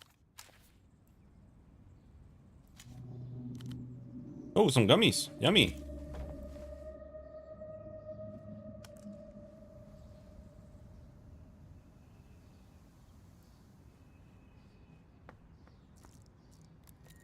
A cluster of torn blister packs for a gore slick card game. Stealing his schnapps from right in front of him. Fig rolls used to cool here. Something catches your eye.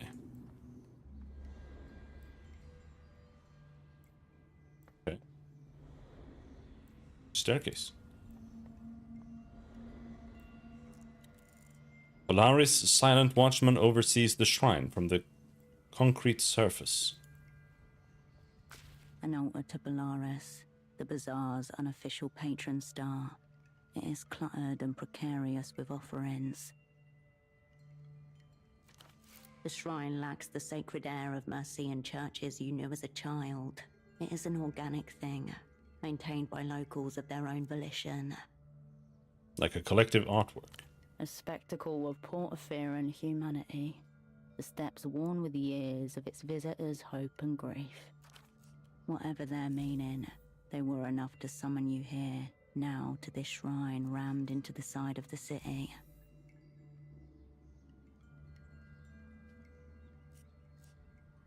Look at the elegies. Ink stains and knife scratches adorn the shrine.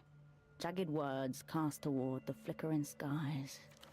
In your guiding, we learn. Do you envy our brief, searing lives? Marco loves Puss Puss. As you fade, we follow. Puss Puss. Examine the offerings. A collection of cheap plastic photo frames, haphazardly arranged on a red checkered tablecloth. Each heavy with significance, all of it lost on you. Between them lie offerings and totems, a necklace, some out-of-circulation coins, an old packet of smokes. Someone just left these here. Examine the cigarettes. Ouroboros Black, an imported brand. As soon as you pick it up, you feel that whatever's inside it is not cigarettes. Outslide a few staple pages folded neatly into a little cuboid, almost exactly the dimensions of the package. Rite of passage. It's an exit visa. Permission to travel freely out of Portaferro. This is a drop of some kind. A hush falls over the shrine. A wisp of smoke tendrils into the air. Examine the papers. An elderly man stares back at you from a printed headshot at the document's apex. Long black and grey hair swept back in a wave. Augustino Dante, according to the name on the pages. Born in the year 27 in La Luz. Are these legit? The name, who knows? The document, yes. City issued. Holographic stamp and all.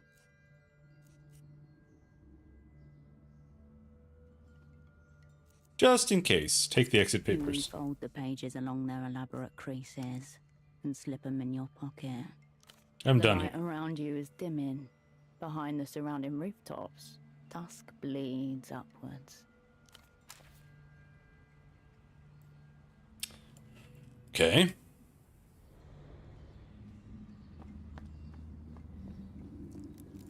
Space enough for strangers to eat together in comfortable silence.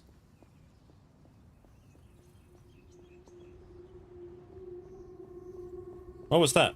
Man. Oh. This place is not as you left it. The world moved on behind your back. You hear laughter and music ahead.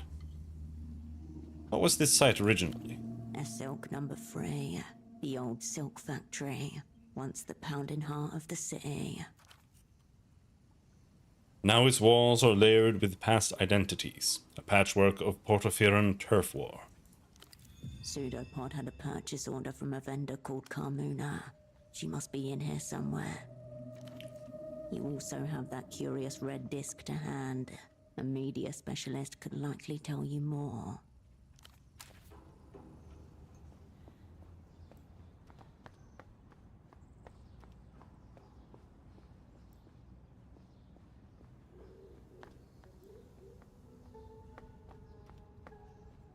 Well, let's go back.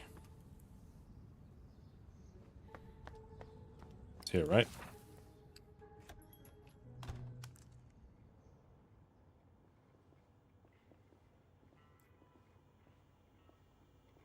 Bad news. The fax machine has not fixed itself. You turn away from the fax.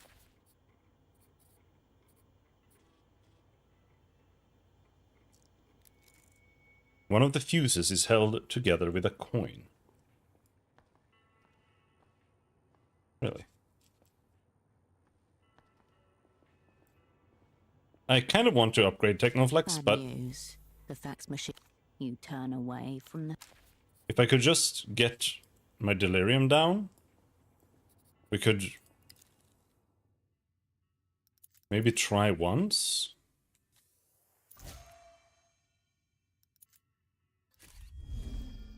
On the TV, and then we could unlock a retry on both.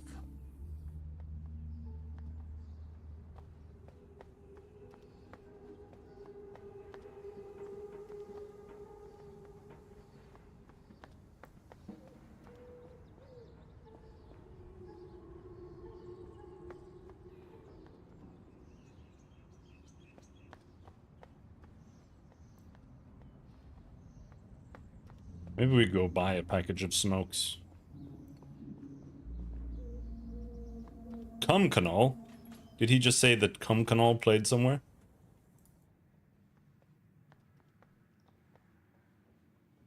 This person is new, but doesn't matter. The brightly colored cans and cigarette packets seem evil. The packet makes us satisfied. If you change your mind. All right.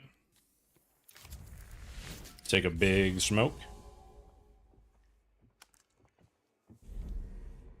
And see what we can manage. Man, there's tons of new people here. It's still almost. It's getting worse. I really need to just give up on it and buy a Oh. new one. The TV can. I already did try it. So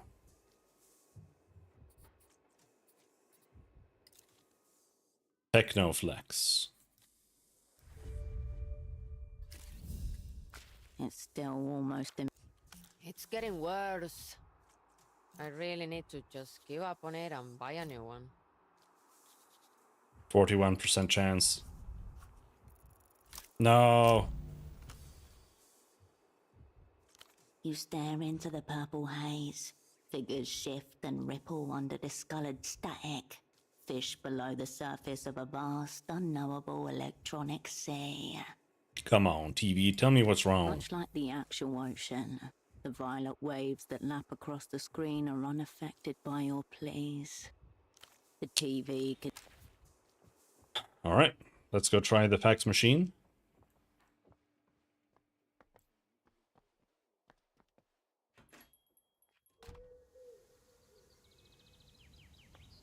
Cum Canal played in that basement. Oh.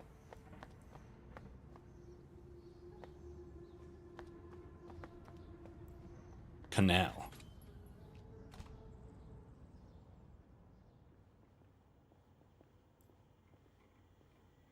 Bad news. The fax machine has not fixed it. There we go. The holy innards of the facsimile machine reveal themselves to you like a sacrificial animal, waiting to be interpreted. What have we got here? You're looking at a Sugar Hill Executive Series 2, a cursed model, plagued by numerous debilities, most commonly a chronically misaligned paper tray. Snap the paper tray back in. From the machine bowels comes a pleasing chunk. As the plastic tray slots back into its receiver, the paper belt purrs as life is restored. Much better, thank you. That should do it. The small green light marks its status as ready. What could be sacrificed here? Image quality, and whatever remains of human patience. You turn away from the fax machine. Okay, we fixed the fax. I'll print. Have any faxes come through for me? Nothing, I'm afraid. Okay. I'll be here if you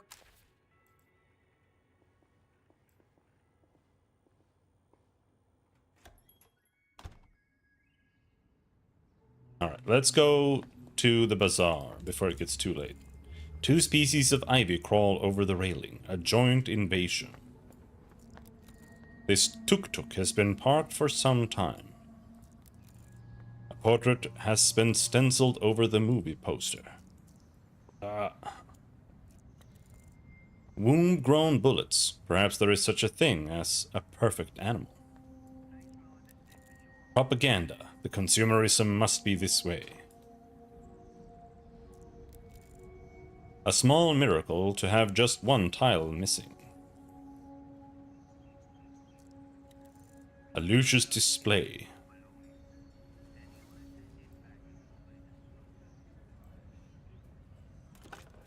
You pick up the payphone's handset. A dolphin emblem smiles at you, its eyes wide. Look at the dolphin emblem.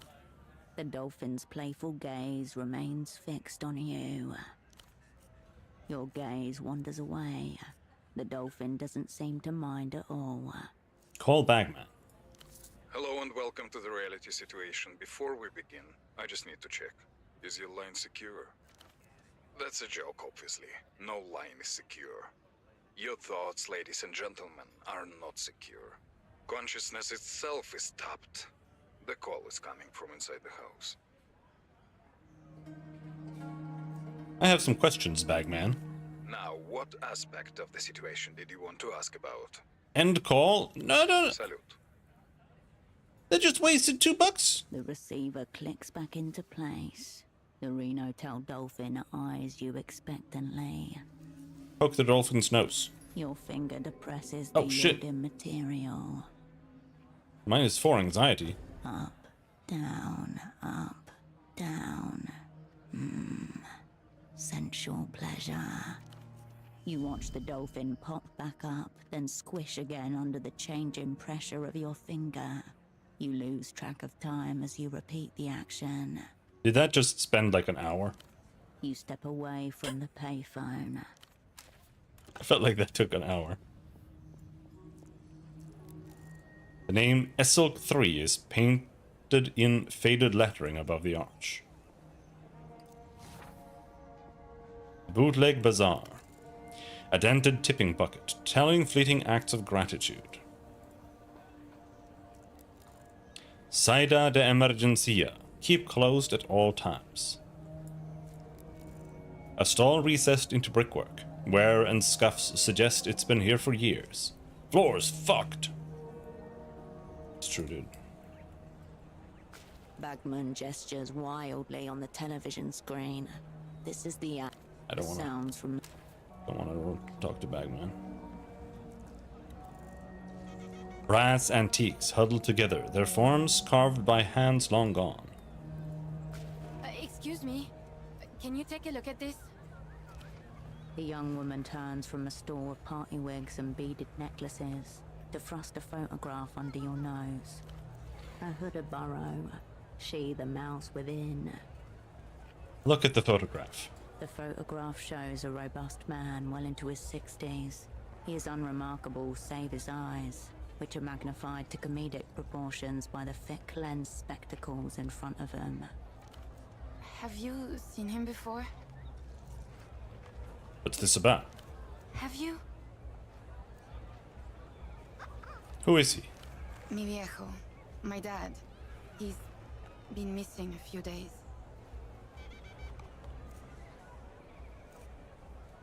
Does your dad have a name? Right, I should have started with that, I guess. His name's Enoch Krantz. She's fading. No sleep. 3, maybe 4 days now. Was his memory going? He's kind of forgetful sometimes. Not a lot, but I'm just worried.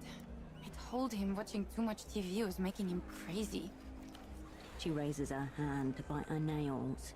A new habit. They're bleeding. He can't have just wandered off. No, I mean, that's the most likely scenario, right? Ugh, this is kind of embarrassing. She wraps her coat tighter around her. My dad developed this insane theory about the payphone to the western exit of the bazaar. Go on. Dad thought certain words said into the right phone gets your attention from the wrong people. He was convinced Emter was behind it all. Dad and his friend Gilmar were big into conspiracies. They were obsessed with this show, The Reality Situation. They really bought all that stuff. What are the words you thought set it off? They seem pretty random. Cousins, moon, reunion. How do you know those were the words? His friend Gilmar called him from that phone after he'd spent the night following around some Emter guys. They were both big into the conspiracy stuff. He'd overheard something and was explaining it when the call just cut off. My dad went by his house the next day, but Gilmar wasn't there. And not long after, your dad was gone too. Yeah. He looked for Gilmar for 2 weeks. Reported him missing to the GMs. Nothing. Why would Emter care about a couple of impressionable old men? Why did you think it was Emter making people vanish? Bagman did an episode on them, and so Gilmar started following random people, thinking they were from the bank. Not long after, he roped my dad into it. What did he say they were up to? Normal rich guy stuff. Hitting up the bars and shouting abuse at the local drunks. And then they disappeared into penthouses where they couldn't be followed. Did they stop? Miriajo did, but Gilmar stayed out. And then he called my dad around 2 in the morning. He'd overheard something and was explaining it when the call just cut off. My dad went by his house the next day, but Gilmar wasn't there. Yeah. Why would Emter care about a couple of impressionable old men? Alright, got the measure of that. Anyway, you want a wig? I hear they make you fun at parties. I'm looking for someone too, a colleague. Have you met a guy who was really into socks recently? Oh yeah, he came by. Nice man. Talked a lot about socks.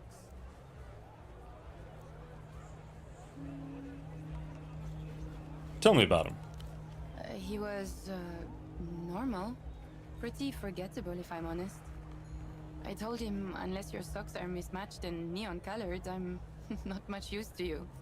Any idea where he went? Something's happened to him. I'm trying to retrace his steps. Not really. Wandered off into the bazaar. Looking you straight in the eyes. Sympathetic. She really doesn't know. What do you mean, something's happened? Did he use the phone? Don't think so. I know where he is, just not what happened. Oh, well, at least you have that. Thanks anyway. Sorry. Yeah, I was kind of distracted when he showed up. Do you know what this is? Show red disc. Oh, that's Ultravioleta, the Lusian pop star. Always thought that type of music was too young for me, but I've been enjoying her stuff recently for some reason. Have you heard of this song? You But From a Dream? No, but it's definitely her kind of title. She peers at the disc again, blonde hair falling over her face. Weird disc, that. Oh, you should ask Petre at the music stall over there. He'll know more. Doubt he's an ultra, though.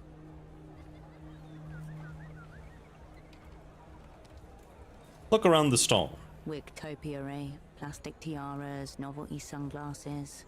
A burst of colours and textures vying for your attention, all of them losing. Behind it all, you see an oddly familiar shape. The tailored shoulders, the sharp collar. The shape is robust and clean, with an architectural asymmetry, like a knife. A cape, but nothing like the other costume pieces around it. Where's this allegedly tapped payphone? Why? Knuckles white as she balls them into fists. I want to look it over. Maybe I can find some sign of your dad. Really? You're not going to try to make a call or anything, right? Nope, just looking around. Okay. It's the phone by the western entrance to the bazaar.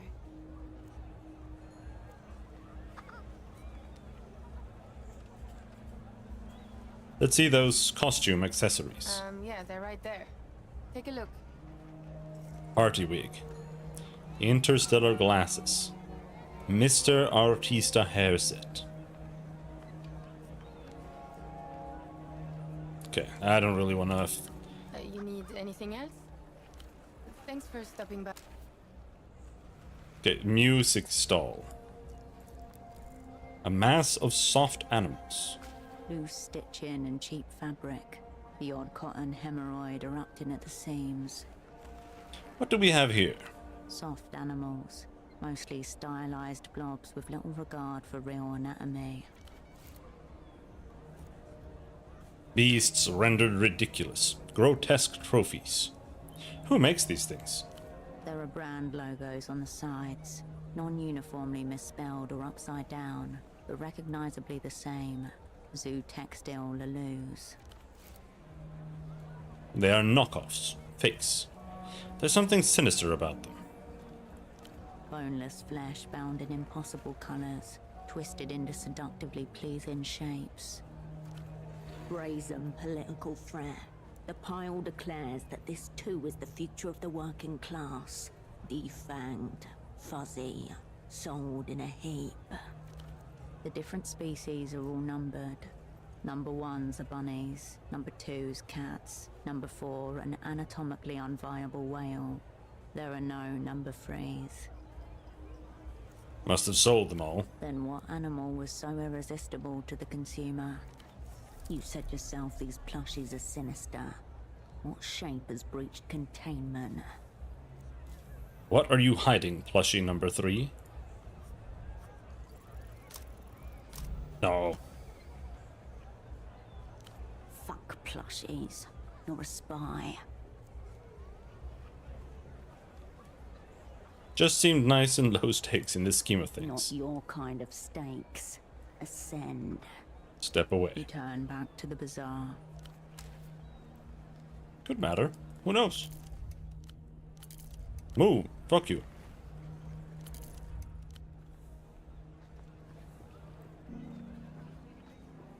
A cosmonaut suit. A relic of Project Altanomia. Its shoulder patch reads, "The stars are ours. 77. Is this real? If it is, then it's one of the few things for sale here that isn't a knockoff Lusian electronic disc or toy. Check the price tag. 5,000 sol. No wonder it's still here. People with that kind of money don't shop in the bazaar. What happened in 77? Oh!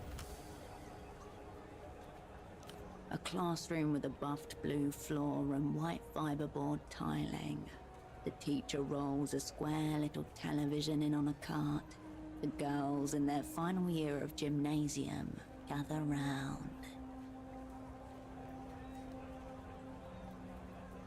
I could barely see the TV from where I was sitting. The camera follows the white column up, and then it jerks or cuts out. When the picture returns, there's just a white cloud sprouting new white limbs. The rocket nowhere to be seen. For a long moment, none of the students can tell what's happening. Then, one by one, they realize. A faulty seal, a minor propellant leak. Next thing you know, 4 cosmonauts are splattered across the face of God. The rocket exploded. I remember. The end of Project Autonomia, engulfing with it Portafero's dreams of stars. What happened after? Expensive, fruitless. The failure of Project Autonomia promptly tanks the Portaferan economy. Supreme Leader Nestor flees into his 3rd exile not long after. As for the bazaar, it's saturated with surplus equipment, memorabilia and replicas. This suit is most likely the latter.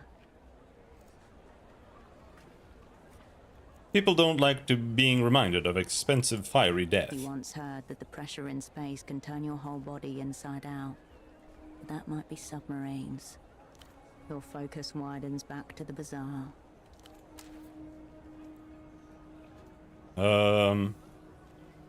Where's this? Under the sagging cardboard, bright foil catches your eye. Oh, more free ciggies just lying around. 24/7 camera surveillance sparks intense deja vu, suddenly homesick. Whole city's going to the sea. I gesture to the idea of water safety. Oh, random beer.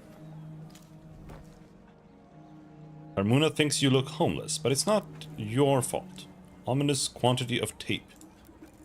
Abstract, but still humanoid. Especially good pieces today. Many wearable items. The old woman glances at you before returning to her magazine. Nice to meet you. Carmuna has not agreed to be met. She angles her magazine away from you protectively. A flash of light from between the pages. She's hiding something in there. Carmuna, the name on Pseudopod's purchase order. Your double owes this woman a minuscule shipment of socks.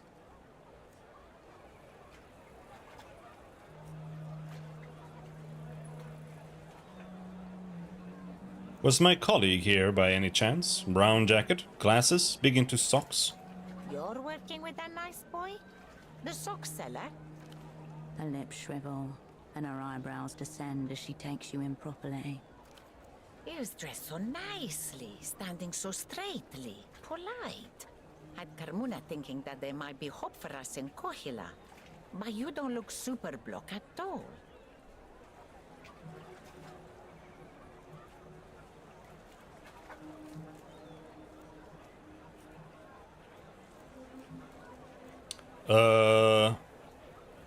He's in trouble.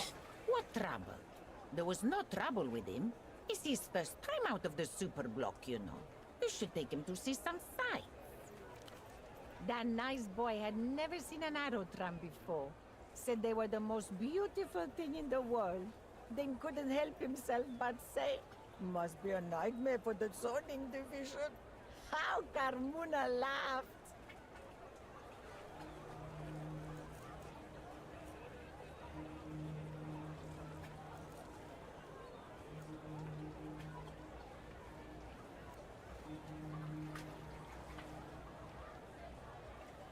He was drawn to transportation. Interesting. Something took him too far. You mean the Pitol Tract, perhaps? You can get there by tuk-tuk, easy. She focuses her attention back towards her magazine, careful not to let you see inside. Carmuna would help, but it's a busy day. Other matters to attend to.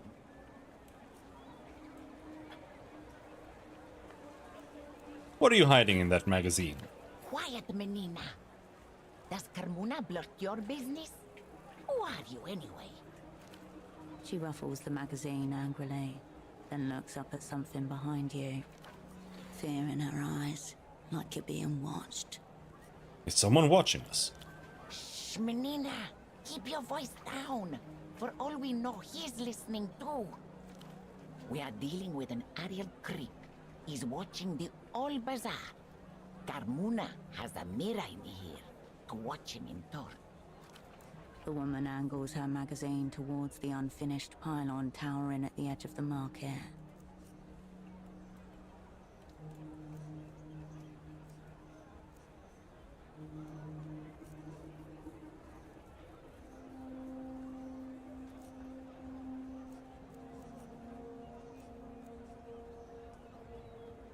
Looks like he's about to jump. Many good funeral clothes on the rack if you want to ensure you go out with dignity, Menina. But no, he is there every day and never jumping. Used to give him what for whenever we made eye contact, but he was unmoved. Very suspicious. He is creeping, keeping watch on behalf of Polaris knows who, monitoring our ways. He's spying our comings and goings. Carmuna will tell you all about your nice boy if you go find out why. Sounds intimidating. I'll go and find out what he's up to. Be careful, Menina. Don't mention Carmuna. Go through that gate just south of here and keep going down. You'll get to him. Have you seen Malon's father? Carmuna sees this magazine. Okay. Any idea know what this is? She looks sideways at the disc, shakes her head. It's a disc. Ask the stall owner with the disc, not the stall owner with the clothes. Yes? Bazaar's closing soon, Menina. Don't forget to check the racks. I can't find the guy with the discs. A row of mismatched clothing on wire hangers. You approach Carmuna's rack of clothing, protected from the elements by a clear plastic sheet. No two pieces are alike. Second-hand olds and newish fakes. Fashion has a short memory.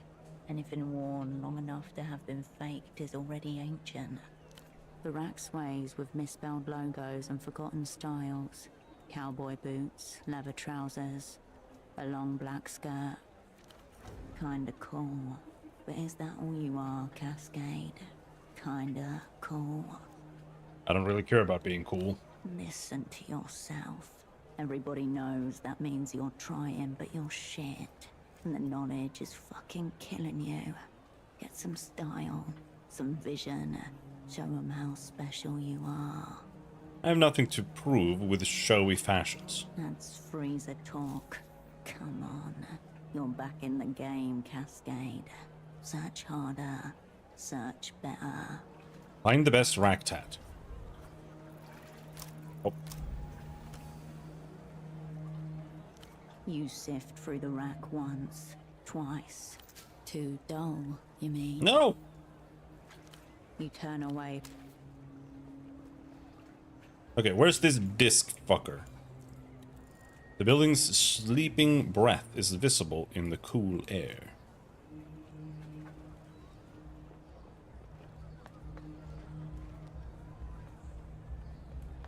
Who's got fucking discs? That guy has discs. The jumble of discs from artists you've never heard of. Off-brand drivers, cheap plastic housing.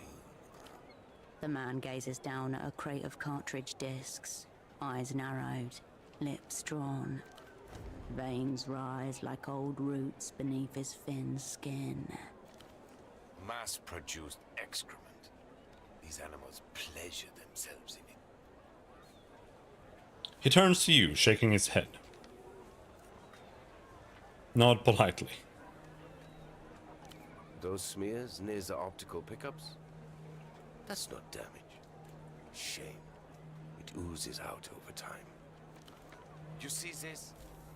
Each one guaranteed for 10,000 replays. Obscene. What's this man going on about?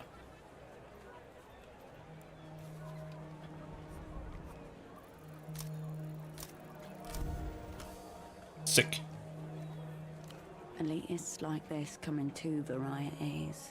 Audiophile or cultural nostalgic. This man is definitely the latter.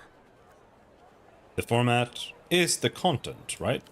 That's right. A little light ignites in the black of his pupils. Once the format becomes disposable, so does the content, both symptoms of widespread decay. Most people can't tell the difference between a base pleasure and a higher one. Imaginative faculties dulled by senseless repetition.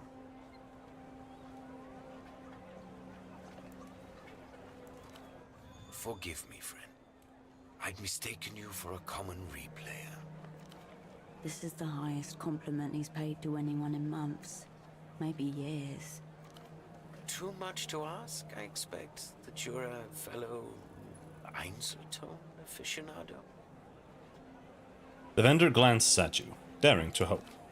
Einzeltone. No entries found, and no point trying to pretend. I'm willing to learn. One of a fast-fading few. Go ahead, browse away. My name's Petre. If you need anything, I'll be here, lamenting what's left of the culture. This is why voice acting is my biggest nightmare when it comes to game development. Every single character in this game is recording from home. And everyone has different microphone setups. Every single character here sounds different and has different mixing. And it is really jarring. It's really annoying.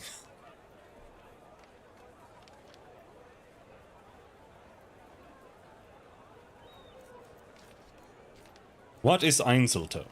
Einzeltone XR, to give it its proper title. The one true format. He savors the words. The apex of auditory technology. A high-fidelity yet dynamic sonic experience that self-effaces after a single play. Behold, the paladin who stands before absurdity and declares, well, technically. You can only play these things once? Correct. It erases acid plays. The inherent idea being, of course, that you never play an Einzeltone and have a more profound experience because of it. Some say that was the intention behind the red color scheme. A warning, so you would never misplay it. I think it was an aesthetic choice, personally. Did he say red? With Einzeltone XR, the first time is the only time. How does it erase itself? A magnet embedded in the disc erases its contents as it's being listened to. A technological muscle flex. Reproduction and erasure just millimeters away in space. Milliseconds in time. Crucially, such a process would result in an empty disk, like the one you found on Pseudopod's body. As in life, everything happens only once. Replayability is oblivion. The end. What happens to the Einzeltone disc once its contents are erased? It loses its resale value. And the uninspired replayer who listened to it loses a piece of their soul.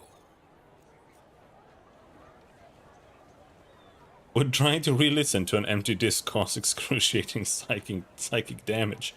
Would propping your dead grandmother up and trying to have a conversation with her corpse cause psychic damage? Of course it would. Unless you were a monster. Irreparable. Mystery solved. Pseudopod listened to a priceless tape and lost his soul. What does the XR stand for? X remnants. Zero remnants. Pretty esoteric term we've got here. Just roll with it. A remnants? The aftermath of a magnetic charge once you take the field away. The Einzeltone magnets are so potent that the erasure is absolute. The X is meant to represent the negative, the complete absence of sound or vision. This was a very conceptual time for storage media, you understand. It was a very beautiful time, too. So, have you ever actually listened to one of those discs? What do I look like to you? A common replayer? There's that word again. Isn't the point of these discs that you can't replay them? So you'd just be a common player? Oh, so you're semiotician now. I own several, if the word ownership applies to such a delicate relationship, but I would sooner molest myself than an Einzeltone XR disc. Is this an Einzeltone disc by any chance? Show him the red disc. An Einzeltone XR? For a moment, all expression drains from his face. All pretense drops. The red glints in his lenses. Where did you get this?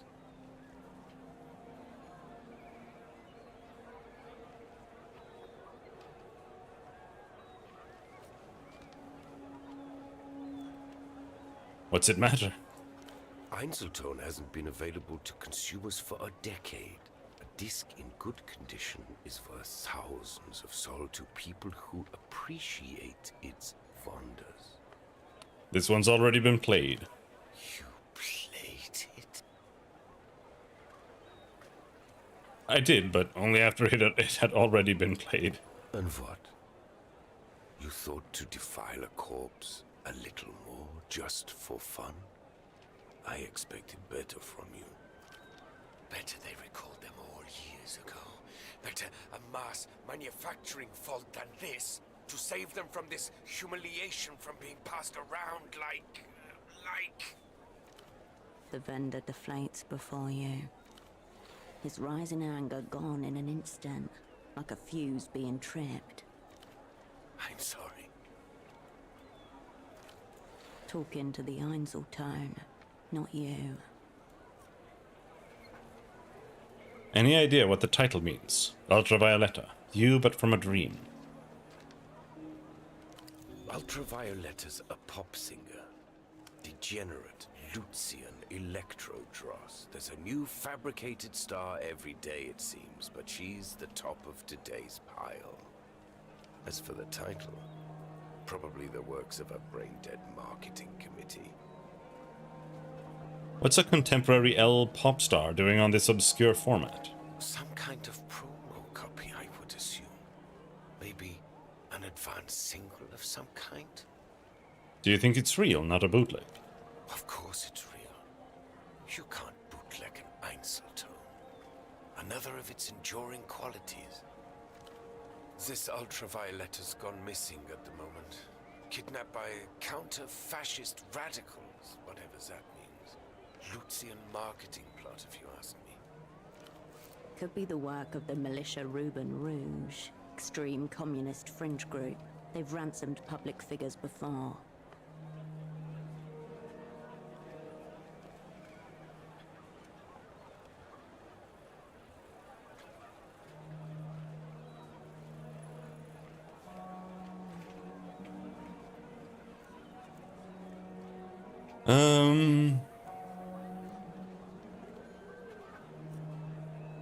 Some stalkers probably got her locked in a room somewhere.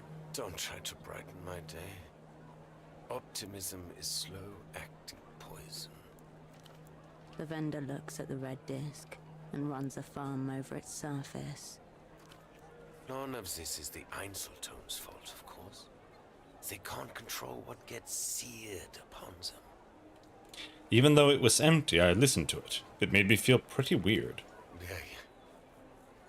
I assume fondling a human corpse would also make you feel pretty weird. You did a little of that too, but no need to mention. It wasn't a corpse.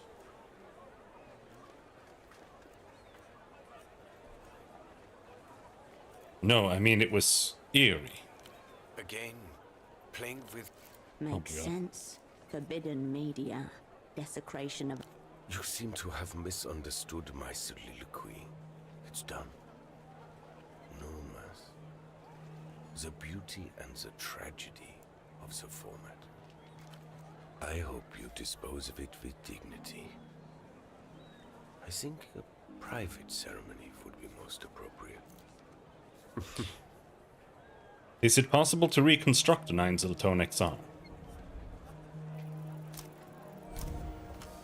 Nice. Nothing is ever truly gone. Everything leaves a residue. Everything with a charge can be summoned back. Peter, there must be some way of bringing Einzeltones back to life. I'm afraid not. The format is near obsolete. Einzeltone is the past, yet it contains the future. How exquisite. No, I mean there must be some way of reconstructing the media on them. The vendor recoils, as if you just spat at his feet. So, your question is, Petre, how do I reanimate a corpse? Exactly. You should speak plainly then. I'll be honest, the thought is so disturbing to me that I've never entertained it before. But theoretically... He squints, glances up. Breach warning. You are now hacking the firewall of techno-philosophy. You would have to repolarize, re-remanence processing, probably a concentrated magnetic flip, neodymium grader. It would involve some custom gear, no doubt, but my answer to your distressing question is yes.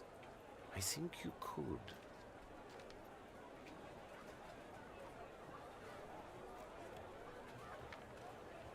I'd love to try. Why don't you film it and make a snuff disc out of it? One for the techno-voyeurs. Don't ask me about this again. I feel unclean.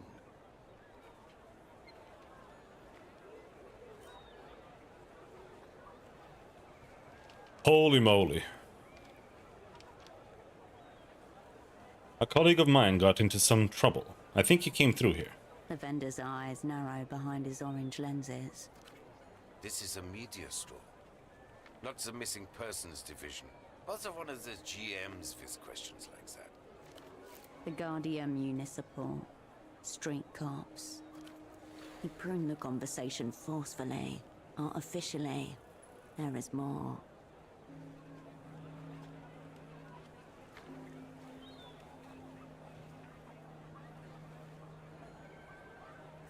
You seem like a man who remembers his customers. I try. So most of humanity fades into an indistinguishable morass of banality. His expression softens. This colleague, what does he look like? Average height, bald spot, brown jacket. Honestly, someone you might easily forget. The sock boy. Dialectical looking glasses. Air of advanced virginity.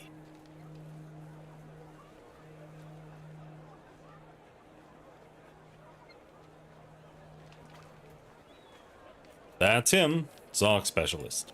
Yes, he came by here. Little commune is lost, adrift among the many wonders of the free market.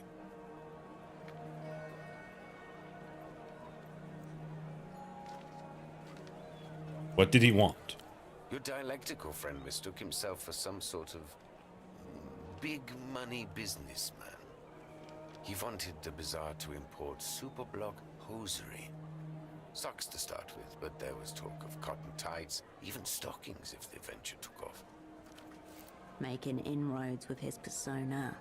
Competent in theatre, at least for this period of play.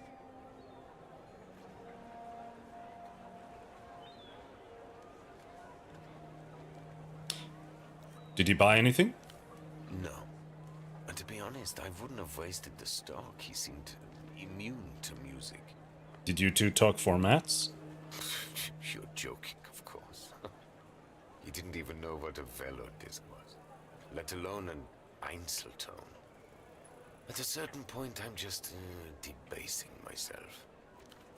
Velodisc, a modern laser hybrid format, played using a heated stylus unit. Astounding sonic fidelity, cause of thousands of home fires. No joy on this sock scheme of his, I take it? Of course not. I don't sell socks.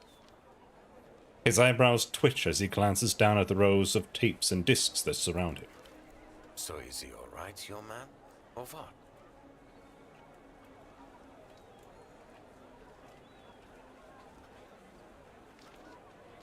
I don't know yet. That's why I'm asking around. He's probably neck-deep in drug-lathered prostitutes. lobotomized by the latest in electro-pop dreck.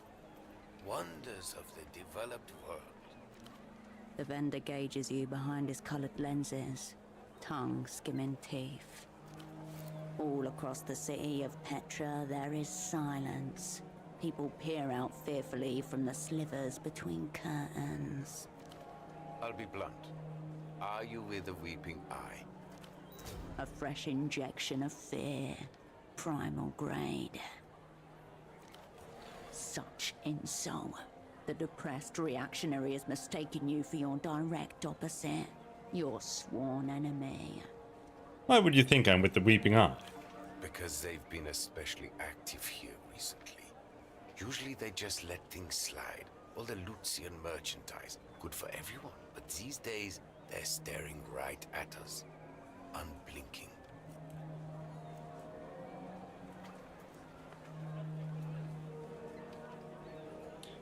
Apologies if my presence here brings you further heat. Keep them. If things get too hot, I can always slit my wrists with a shard of Velodis before they take me down. My point is, your colleague was asking questions. Now, something's obviously happened, and here you are, also asking questions. Given the current climate, no one wants to answer these questions, least of all, me. Then point me to someone who does. I'll tell you what I told your sock friend. Speak to the boatman down by the vest dock. Thank you. He's the one who knows the underground goings-on around here. We're just the vendors. Which boatman? The cool one. Sardonically. In his baroque hierarchy of shame, being cool falls just under being a replayer, whatever that is. Excessive sunglasses. Relaxed aura, likely on a boat. No way of confusing him. This has been helpful. Wonderful. Now for all our sakes, please say no more. If you want to talk media formats, I'm your man. This other stuff. Have you seen Merlin's father around here at all? Missing? Is he? I'm not surprised. That fool and his friend would wander into the jaws of a lion if they were told to. What are you talking about? That TV show. Idiot with a bag on his head. Your regular stop for hysterical lies, paranoia. Every night at 9 p.m. The old fool was always regurgitating whatever he had heard on there the next day. It's no wonder it eventually led him into trouble. Is there a doctor around here? Only doctor I know is Hugo. Has a houseboat not far from here. Catch you later, Petra. Maybe not. The bazaar is closing up soon. Another day, another cultural molestation. All right.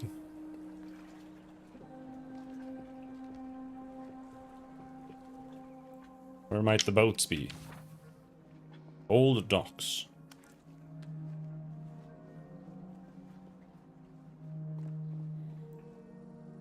Are you cool? A broken bird cage, as if crushed or thrown from the window above. Smokes. Did people just throw away smokes here?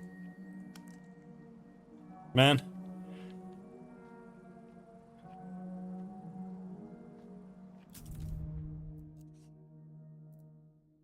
Holy shit.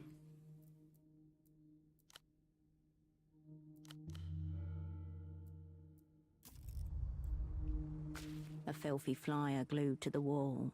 A row of bespectacled men stare into the middle distance, while in their midst a lone figure looks towards the viewer.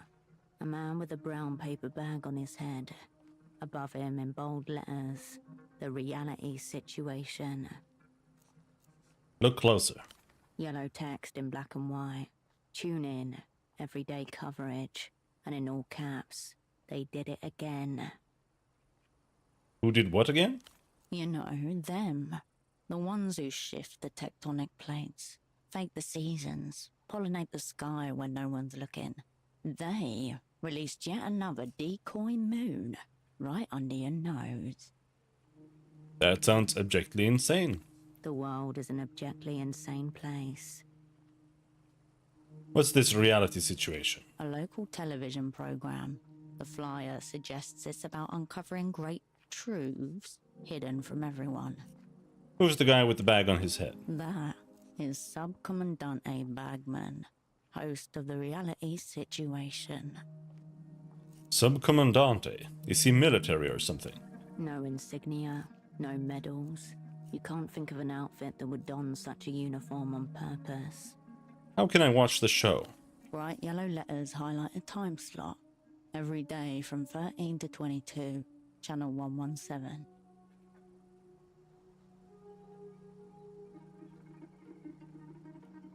I don't need this in my life. Leave the poster. Bagman's stare seems to harden as he watches. Oh my god. Yeah. A dusty and disused storefront, closed with a metal shutter. Above, a faded sign names the building, the Animal Zone. Read the graffiti. Carl was here. M+Y, heart. Unstoppable trade forever. Marito is a dog rapist. See if it's locked. You lift the shutter gently. It resists. Locked. Around you, scattered pairs of eyes watch as you jiggle the shutter. Too many people around for a break-in. Come back at night, or find another entrance. You turn away from the storefront.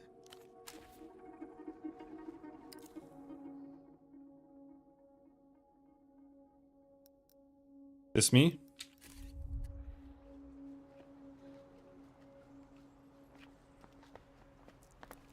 Authorized personnel only. He's cool. Random shoes. We found shoes, sneakers. Coordination 1, poetics -1. These give you cold read +1, coordination -1. Instincts +1, blueprints -1. Technoflex +1. Blueprints +1. Doppelgang +1. The ones that give you just +1 are OP as fuck. Have a beer? No, canned coffee.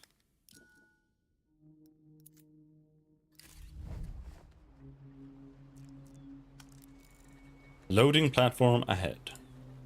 The man gives no indication of He's cool registering as your fuck. presence. His mirrored sunglasses are turned skywards.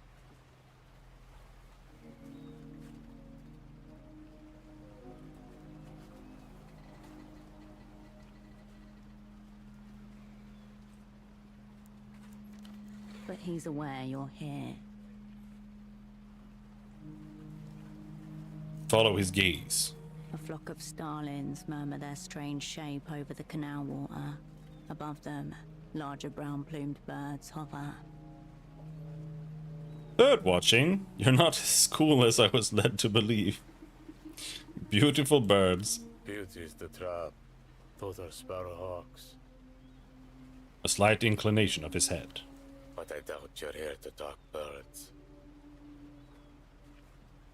Look around the barge. An old, low-slung workhorse with tar patches, welded plates, and mismatched boards. Resin on the seams, hairline cracks across the hull. Someone's been fighting to keep it alive. Marinia 32, early 70s issue, Port of Fear and manufacturing, built for municipal dredging, but this one's been heavily modded. That thing's seen better days. And worse ones. Just happened to get through them. He's got a few more years left in him. He raps his knuckles on the cabin's roof. What's your name? Oatman.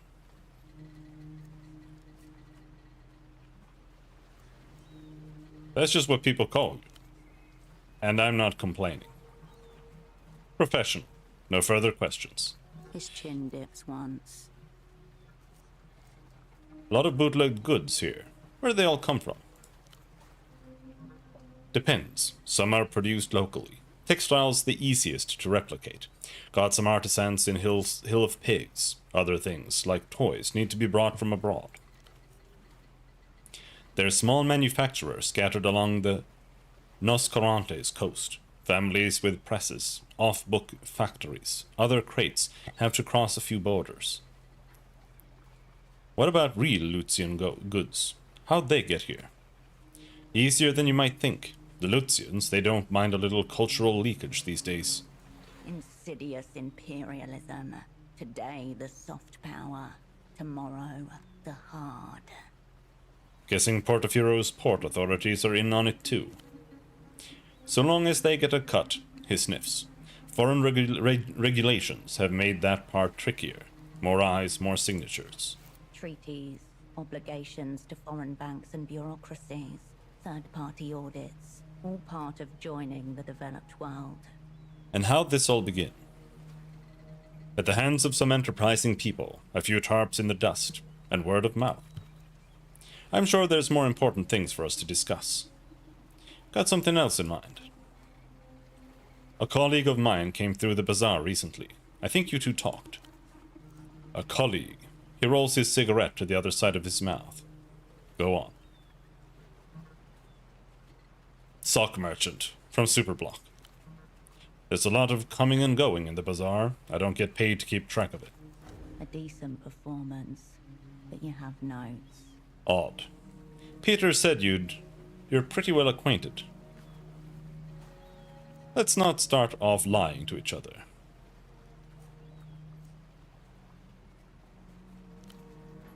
My memory's a little fluid these days. A quick reappraisal of you. Ah, right, the twitchy communist. Now I have it. Yeah, your colleague was here, and as you can see, he isn't now. Is this more gameplay than DE? No, it's the same. But so far it's much worse in my opinion.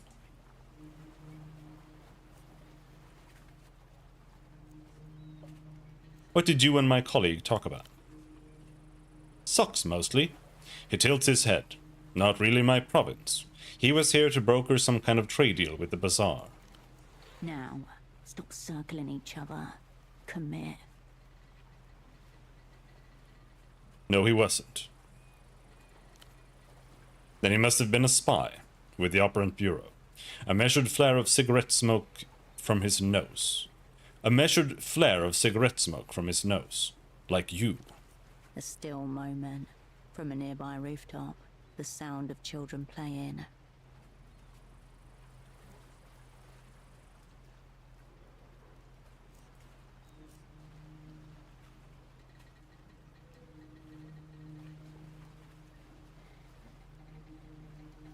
That sounds dramatic. He's just someone I work with. Okay, let's play it like that then. Vague colleagues it is. A rough grin. Anyway, your colleague seemed upstanding, respectful, but I couldn't help him. End of the line. The pseudopod terminus. He bounced off this man and landed somewhere in oblivion. Did you give him this? Show him the red disc. No, he frowns. What's on it? He's genuinely perplexed. You but from a dream, whatever that means.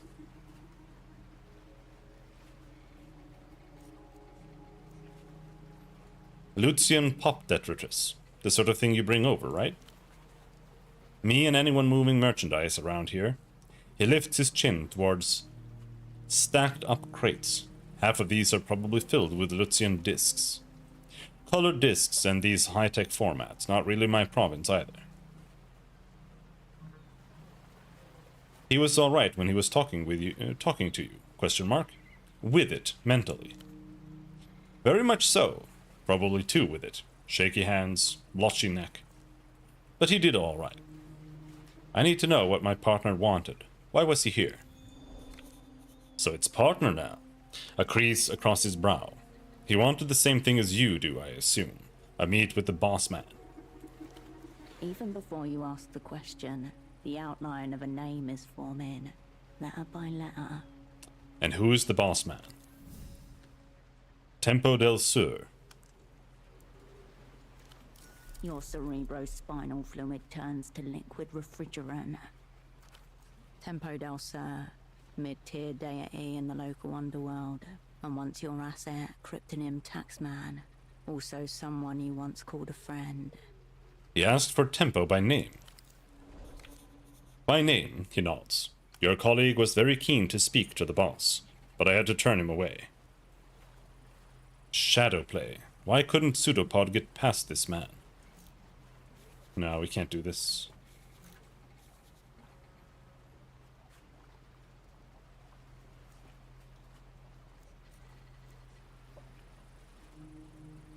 Where can I find Tempo? Bossman is the bazaar, the edge of a smirk. He's everywhere you look. You know a stone wall when you smack off one. He's waiting for you to put something together. Where'd my partner go after you turned him away? He came back. Had to turn him away 4 times. He smooths back the hair on his temple. After that, I lost track of it. But he didn't exactly walk off with purpose.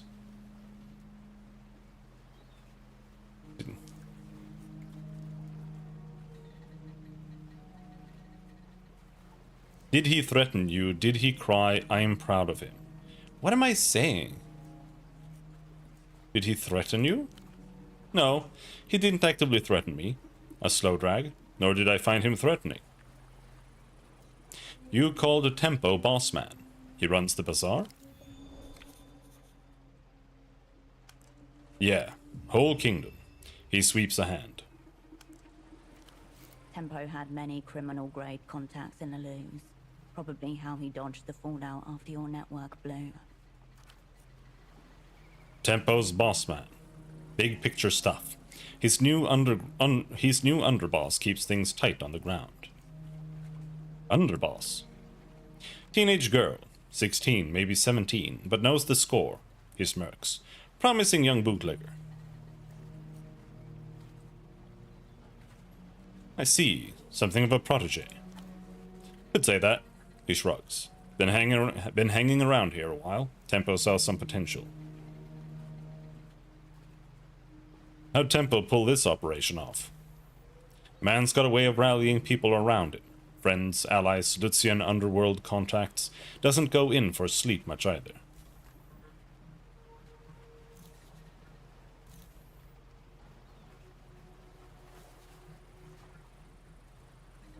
Got more questions for you. About you. Your barge is a he? Most ships are named after stars. In Rustum, we name them after lost sailors. Carve a name into the prow, the dead will watch the waters for you. Long dead hands carrying the hull. White fingers in the brine. What's the name on this prow, then? Nothing. This is just a barge. He taps his foot once. I call it he out of habit. Okay. Okay, I'm gonna exert. Why couldn't Pseudopod get past this man?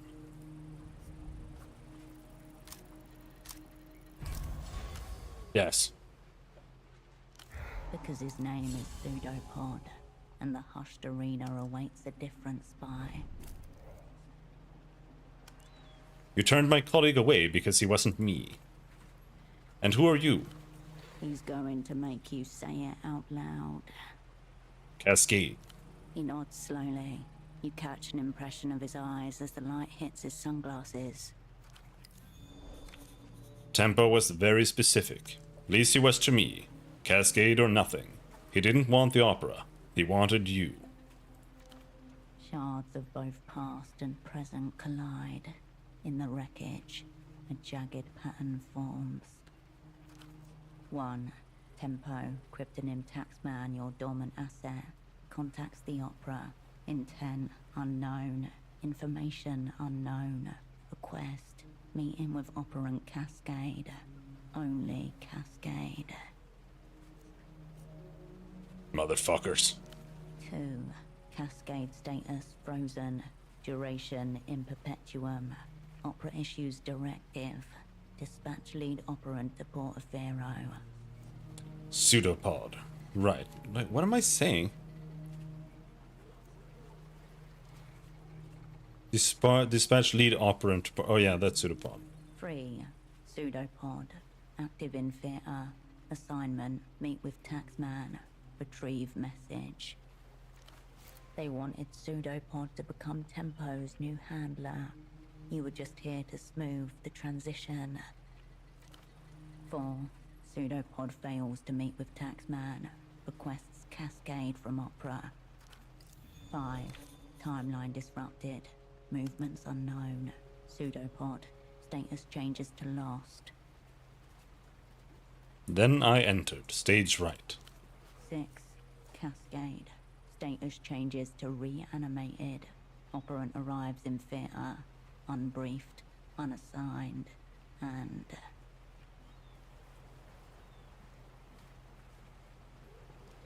Like, I don't really know what the deal with the character is. Like, it's like, oh, I don't remember anything or whatever, but there's like no reason for it. It just starts out that way, and you're just like, okay, I'm in a room and we don't know anything, and like, okay.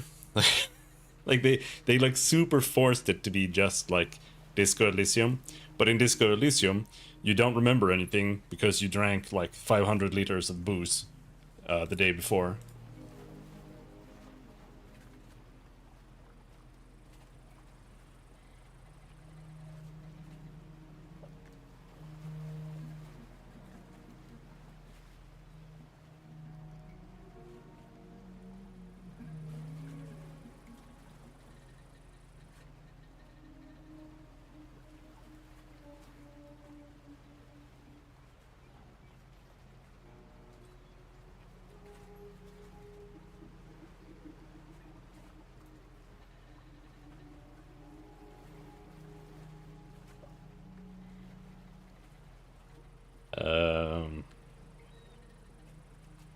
What's it called?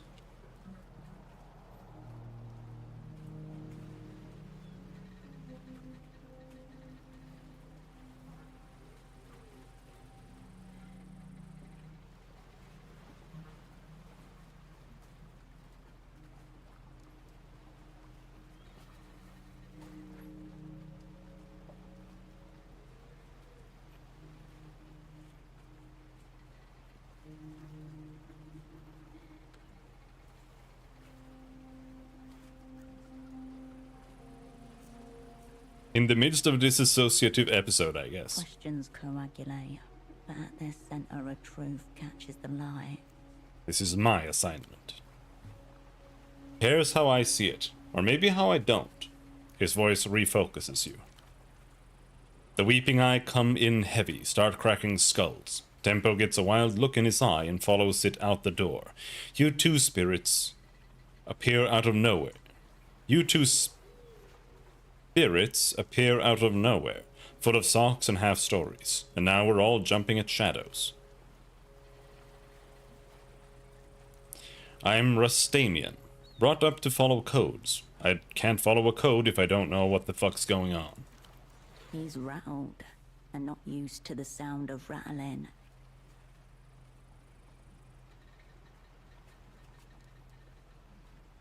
Welcome to espionage. Thanks. Do you know the way out? A short drag. Take me to Tempo. Let's go. That's our biggest problem. Tempo's gone. Vanished. He unlatches the cigarette from his bottom lip. I don't know where he is now, but I can tell you where he was. That's his office up there. He nods to the northern parts of the bazaar. Tempo HQ. It's been locked since he disappeared. No one in, no one out. Any idea where he is? What happened to him? I'd rather leave the guesswork to others. Maybe he went to ground? I've worked for him for the past 4 years. He's never left without a warning, not to mention instructions. Do you know anything about what Tempo wanted to tell me? When did you last see him? A week or so back. Since then, nothing. Do you know anything about what Tempo wanted to tell me? I don't. Wasn't entrusted with it. He was hoping you could make sense of it.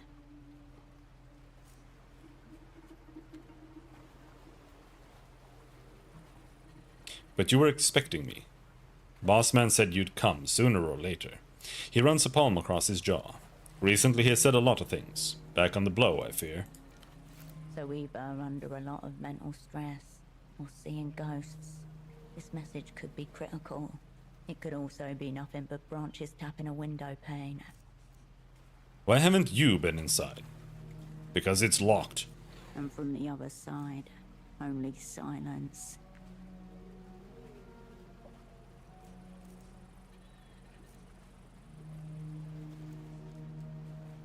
You don't want to know what's in there, do you? There's probably nothing in there, but some accounts and dusting of blow. But it's the knowing that gets you. I'll get in that office. When you're done... Come straight to me. Never cross my path again. Both true at once. When you're done, he repeats. See you around. He lowers his head in brief salute. Okay.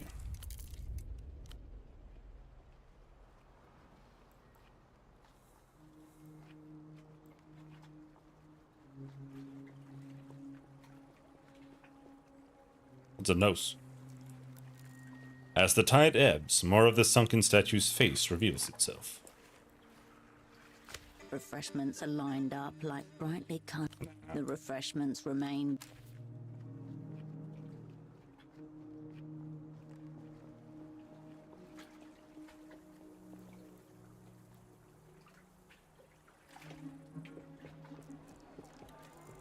Ads for boxing lessons and protein powder clustered together for safety. Okay, we're back here.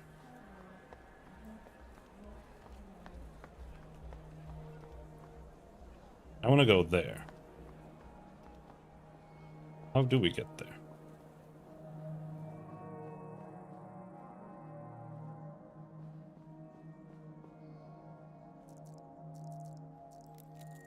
On the verge of collapse, worn away by water.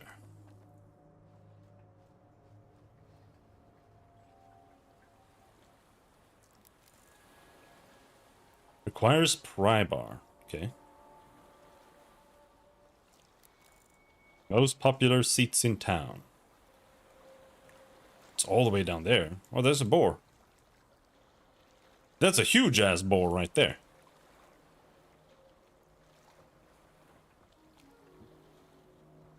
What?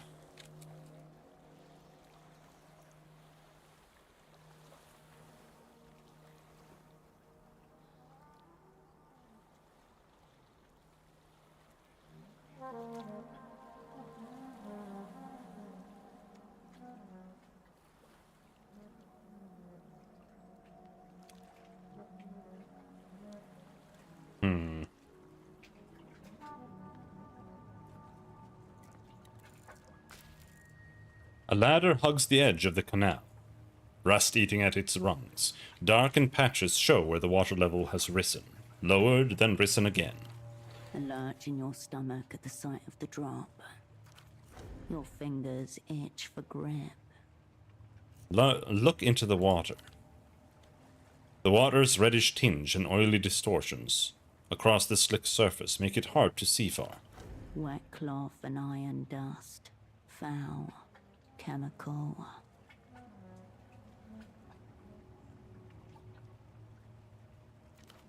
Tiny silhouettes drift beneath the surface, darting in irregular arcs.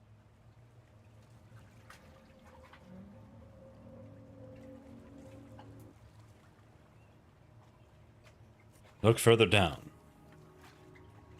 The canal passes right under the building. Glance at the device on the other side. It's an old waterlock, used to grant passage to boats and barges passing through. Must be a way to operate that waterlock. Looking at the device, you don't see a panel or switch. That would suggest a control room nearby. Like the one over there, to the east. There's a small room to the east. Might be worth a look. Building above looms expectant. Canal water licks the sides, boatless, faintly sulphurous. The metal has rusted in some places, corroded in others. It's not looking good. Looks like the shrimping is off for today, Caracalito. We don't want to get in the GM's way. I guess. Slime damp girl. The man and the young girl grimace at a barge that appears to be jammed between the canal walls. Are you serious? Like you're just doing the same thing again?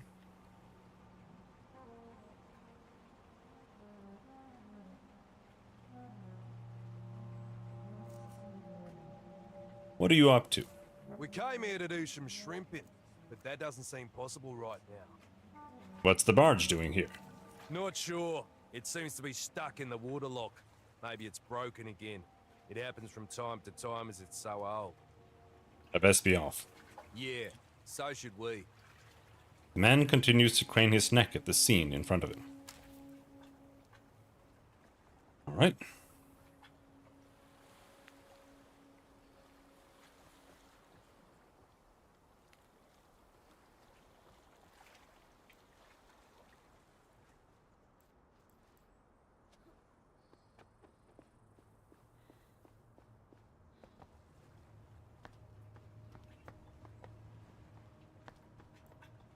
The intercom is covered by a protective plastic film. A button embossed in the shape of a cheerful dolphin shines at the bottom. Yet another device bearing the Renotel emblem, only recently installed too, tautening the outer defenses.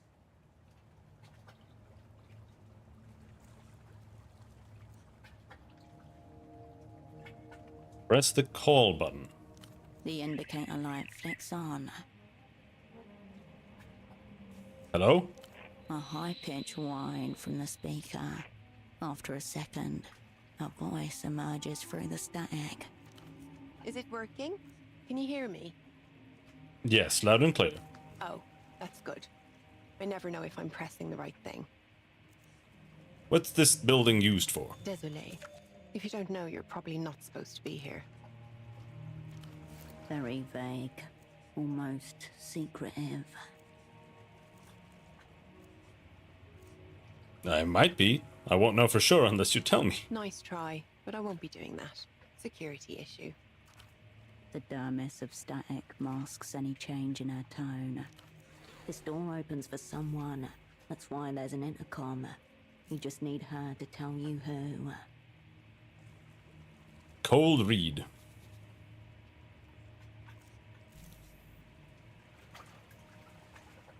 +1, new intercom. Is this intercom new? Yes, actually. We aren't exactly open to the public, so this is just a light security Another tear of static cuts her short. measure. Sorry, I'm still getting used to it. The intercom looks expensive. The interference suggests a building-wide system. Nothing light about the security. Let's try a cold read.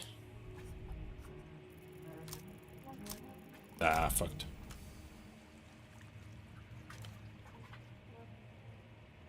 Sealed up tight, right next to water. Only one explanation here. Is this the Dolphin Guild HQ? The what? Sorry? You won't let me in because you don't want me to see your tails. Is this another crank call? This is exactly why we got the intercom.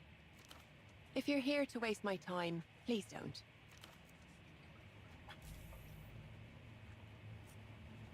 That's all, thank you.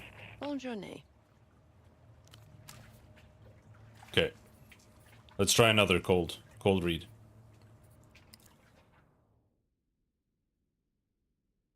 It was cold read, like, yeah.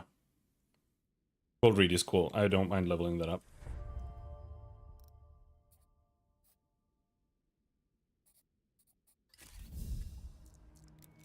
Visitors, please use intercom. Behind the advertisement, a path. Ooh. The intercom appears very snug under its plastic film. Peel off the plastic film. It curls under the edge of your fingernail and slides off in a single, unbroken piece. Press the call button. The intercom light flicks. Yes. It's me again. Oh, merveilleux. Alright, let's try again. I peeled your plastic off. The line hisses with dead static. The plastic? On the intercom? It's weird that you didn't do it already, to be honest. I was saving that as a little reward for myself. Now you've ruined it. Genuinely upset. Could you try and replace it? The plastic? Yes. Maybe it'll go back on. You look at the crumpled, sticky mess of plastic in your hand. It won't. You sound very sure. How tragic. I got -1.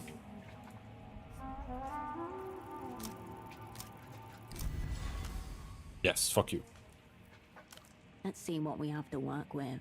Her tone, the foreign affectations, the unfamiliarity with technology despite it obviously being part of her job.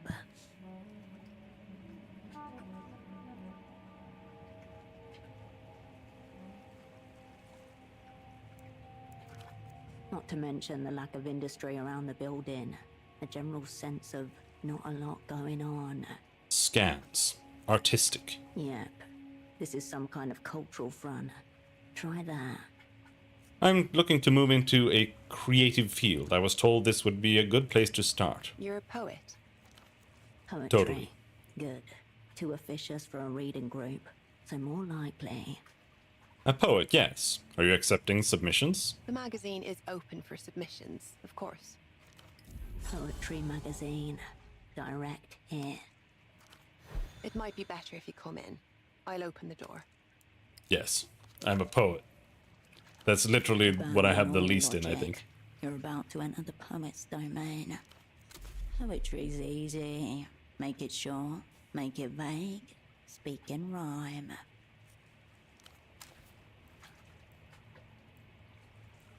Yeah? Are you opening the door? Hello? The intercom glints in the shadows. Are you opening it? Nothing happens. The light. Try again during business. The revealed intercom. Okay. She just went to bed. In the middle of the combo. The rusted catwalk creaks under every tread. What's up?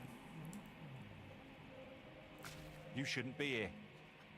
The Guardia Municipal officer rubs his eyes and straightens himself up. The big man was dozing off. Now he's trying to cover it up with a vulgar display of authority. What's going on around here? Bit of a hold-up with a barge over there. He nearly got robbed by a gang, no less. Nothing was taken, luckily, but they did manage to break the damn thing's engine. So now it's stuck there until the replacement parts arrive.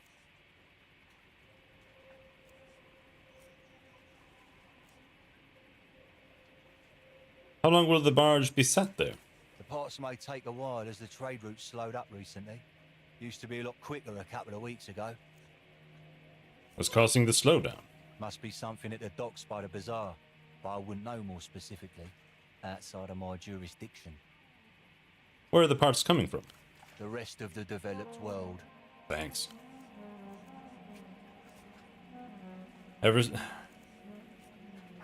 don't know if I want to bring any attention from these guys. What kind of gang are we talking about? Oh, very dangerous. Probably one of the Azuri lot. Yeah, you wouldn't want to mess with them, miss. Azuri Mob is a foreign crime syndicate you've only heard about in passing. Always with a warning to stay away. They were kids, weren't they? No. Full-grown adults. I heard one of them even had a beard.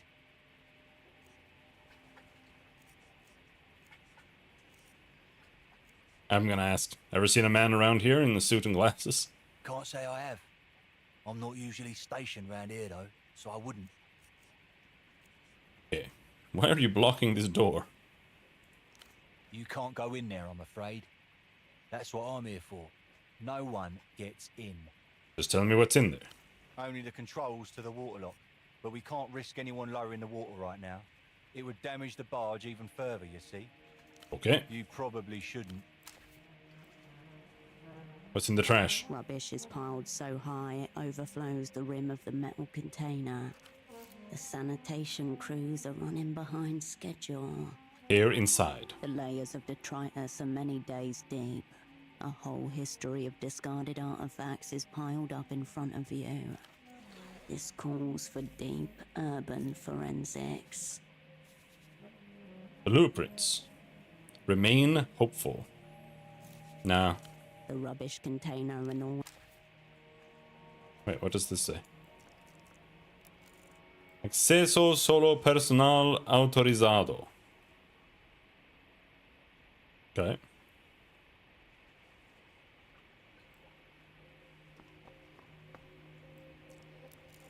An old ladder, caked in dried bird shit.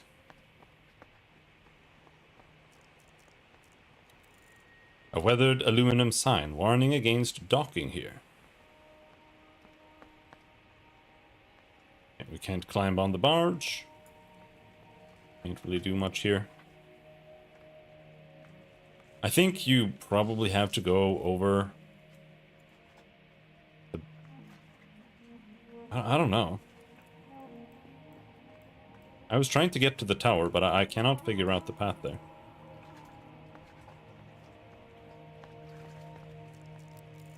Shadowed waters wrinkle below, an isolated cutout of an abyssal sea.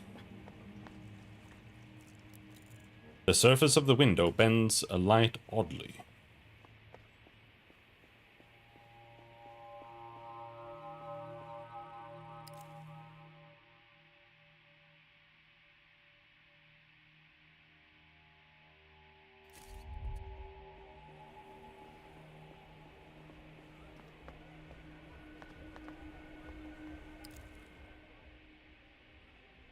Like, is it this way?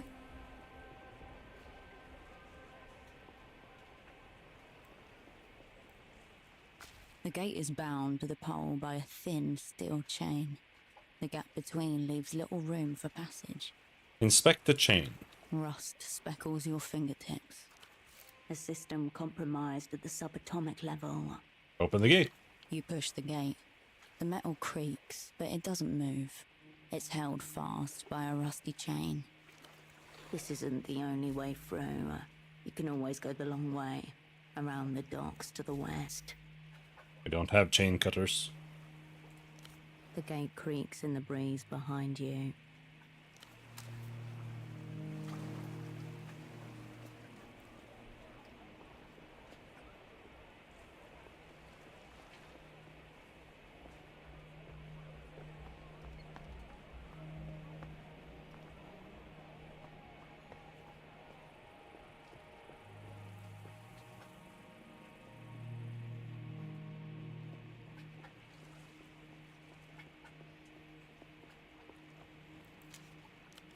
More smokes. You can make that jump with your eyes closed. Ugh.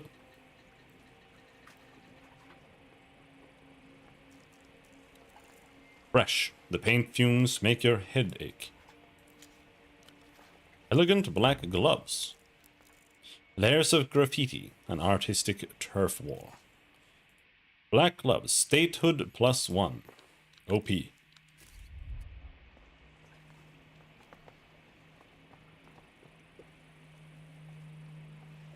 Finally we get to the fucking tower. Now the question is the guy even there yet still? Requires pry bar. Construction materials still in their box, somehow gathering a rust.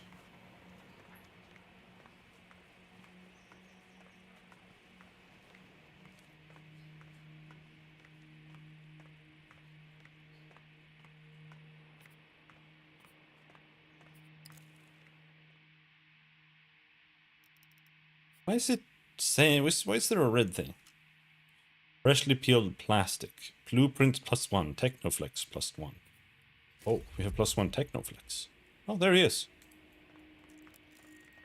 Bottled water, meal bars, wipes, supplies for an extended stay. Chain cutters. Just steal his fucking chain cutters, just like that. An imbalance in your step. The platform tilts to the east. A shiver through your feet. It seems much higher from this angle. The Sup, man pervert? doesn't react or turn as you approach, your feet echoing off the high metal. Don't look now, but you can see through the metal floor, all the way down. You've come a long way. Fortunately, the view just about compensates. What are you doing up here? I'm being punished. My employer has placed me in an impossible position. A faded patch sewn into his trousers, below the pocket. Twin black lines set against a yellow background. Carril de Portofino, the oldest transit company in the city. I'm a safety inspector, watching the lines. As you might have noticed, this pylon is under construction, technically. I don't see any work happening. Precisely. That's because this line, Line 9, will never be finished. Why not? What we're sitting on is hardly more than a sketch. This pylon's angle deviated more than expected as the concrete set. Hazardous near water. Shouldn't have skimped on materials. Then there are the clearance issues. The party alley rooftops are higher than the building department's official records. These aero trams would shear those right off. So what can you do? I could falsify my reports and declare Line 9 safe for construction anyway, or I could quit. Either way, the company can't lose.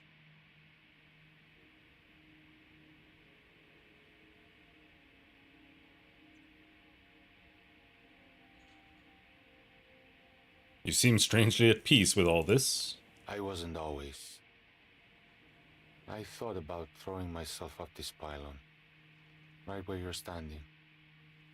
I used to fantasize about the GMs dragging my waterlogged corpse from the canal. Fortunately, this spot lends itself to reflection. Contemplating my punishment helped me see how to live with it. Seen anything interesting up here? Many things, but everyone has their own definition of interesting. What's yours? See, it's kind of weird. The game is kind of unfinished. They just don't have voice lines for things randomly. It's weird. I saw other people complain about that too, and it is weird. Disco Elysium didn't have that in the first time either, though. So, I don't know. But it's a weird thing to skimp on. It's just like, we're just not gonna finish some of our voice lines. Like, I don't know, it's it's super weird.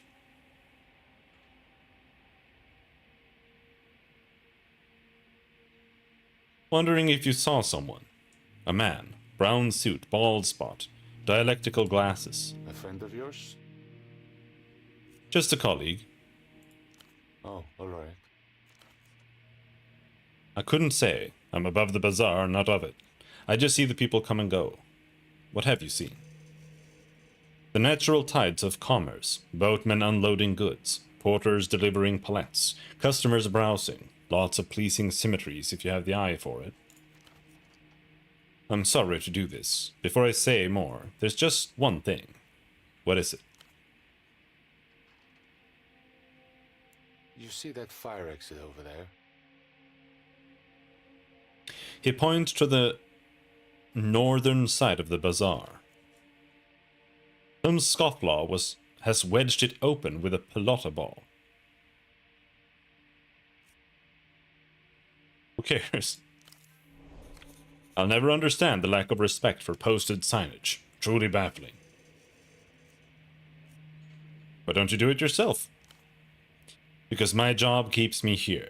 If I were caught off the pylon, it would give the tram company grounds to terminate me. I'm trapped. What about having to, like, take a pee or something? Okay, I'll remove the ball for you. Thank you.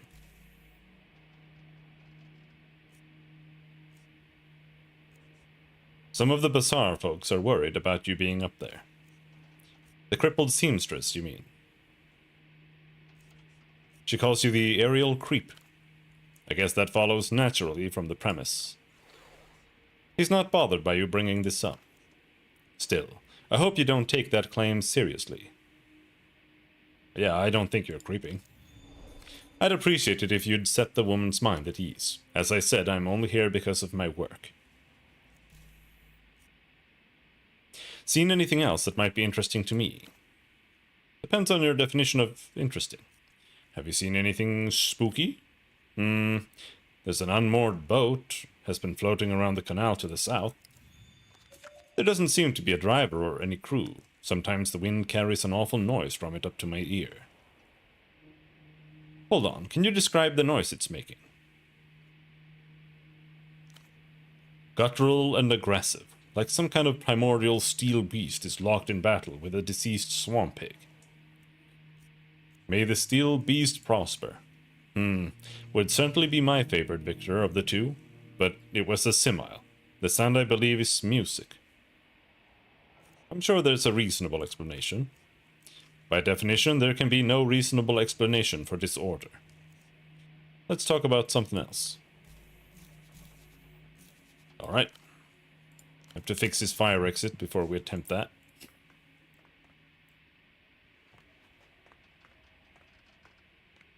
So I think we'll do that, and then we'll go home, and we maybe go to bed, or we try to enter that place.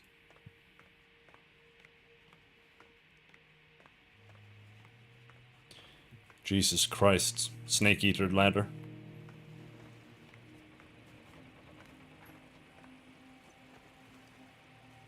Holy moly.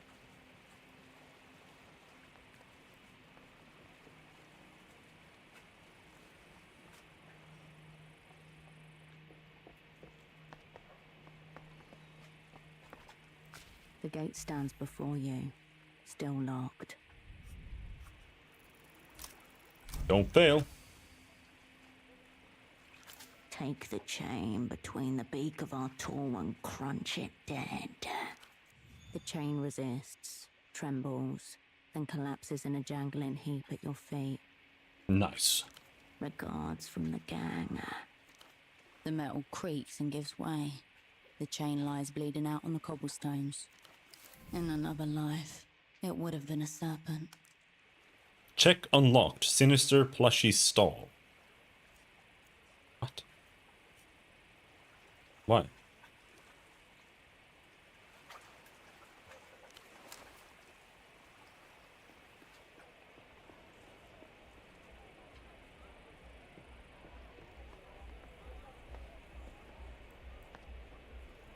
You step back to the tower of plastic eyes teeming in the dark. What are you hiding? Plushie number 3?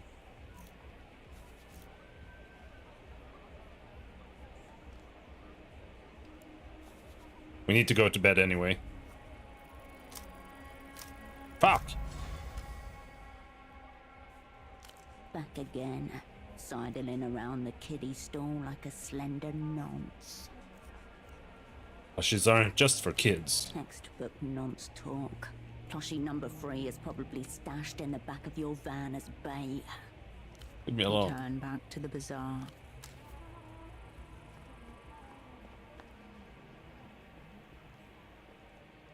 Fire exit.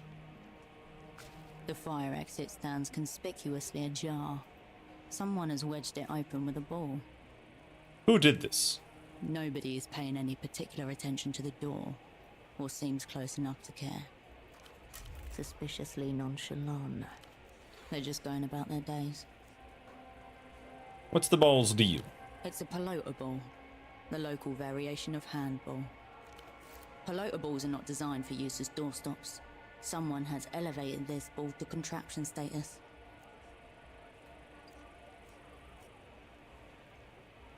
The ball is a mere object. It cares neither for purpose nor shape. It's just a ball in a door. Look where the door leads. A dark hallway. At the opposite end, you can just make out the bottom of a metal staircase. Squeeze through the door.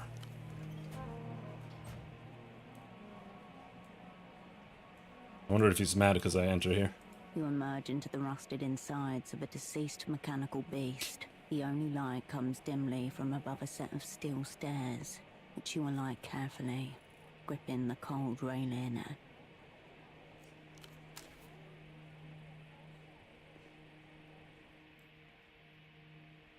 The sticker on the panel reads, Propriedade de Renotel. In the center, the company's dolphin mascot grins at you. Open the panel. Inside, you find a dirt-covered computer terminal. Above the gridwork of corroded wires, a sleek cable cuts a path towards the antenna. A wound in the city's flesh, an orifice where the metal veins that twist and knot below your feet are exposed for a moment. Press the old terminal's on-off button. The ancient terminal groans in response.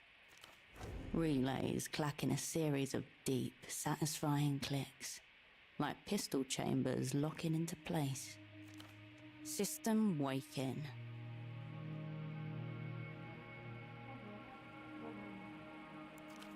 Please wait.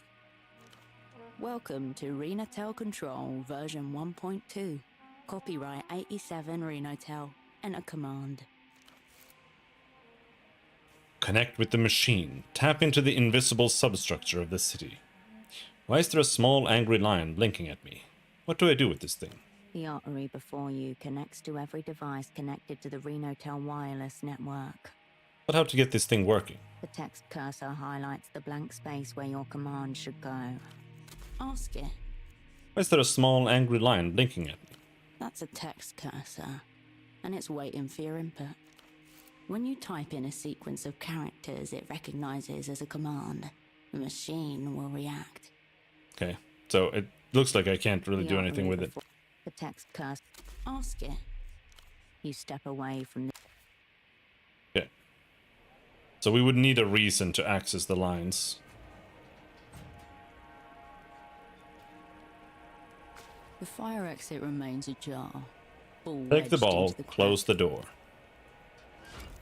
You pocket the ball and close the fire door firmly.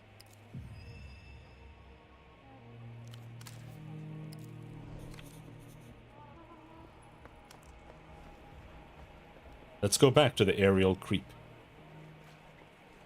Especially now that we have opened the door. Assuming he hasn't gone to bed.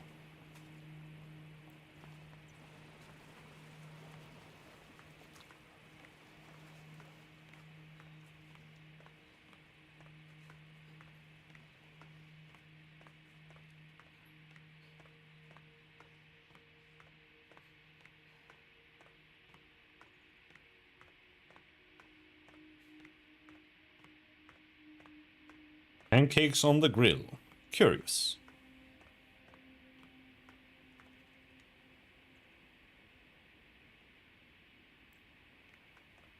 Oh my god. I closed the fire exit. I saw a true public service you've performed.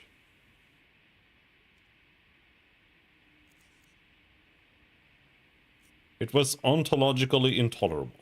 I concur. It was a blot upon the bazaar, but thanks to you, it's gone. I hesitated bringing this up earlier, but you might want to know. It seems you have a follower. A heavy-set man, furtive but surprisingly sprightly. He wears a truly garish coat. He surveys the stalls below. Did you see him before today? I've seen him around before, yeah. Is he down there now? No, I don't think so. No, I don't think so. Just nod or I will and thank you. Just nod. Of course. He gives you a little wave before facing the horizon once more. Okay. 52% chance to contemplate the nature of your punishment.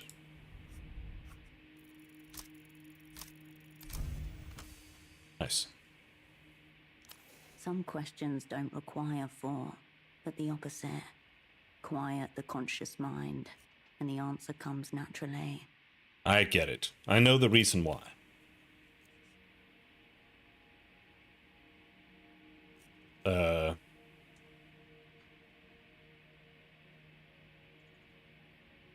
I abandoned my friends. Punishment suits me. I don't know. Like, we don't know what the character is. I don't know. To be surrounded by those you know and whom you've allowed to know you in return. What self could ask for more? The pylon man turns his head ever so slightly. They left me too. They're all gone. But it doesn't sound as though you've taken any measures to remake the bonds that have been frayed. He tilts his head. I believe your question requires more time and experience than you've committed to it thus far. Not a criticism, simply an observation. Thought discovered eternal victim.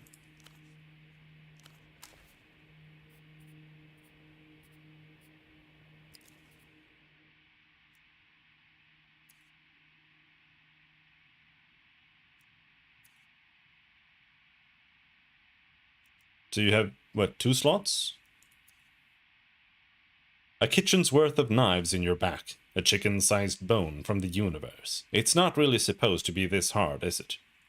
Reinforced effects. Nerve skill potential +1. Entanglement skill +1.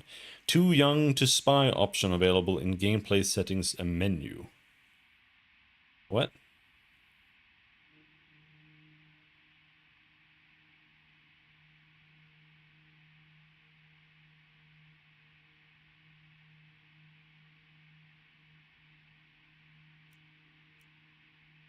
I mean, I don't know. It gives you stats.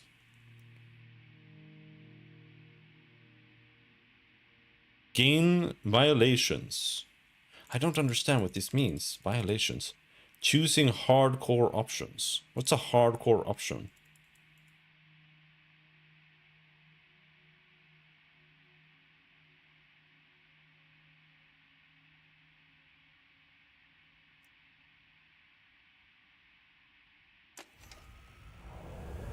A kitchen's worth of knives in your back, tire threads across your face.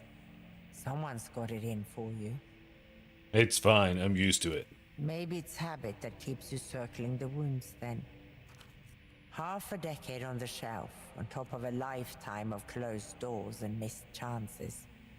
You'd think the universe would throw you a bone by now.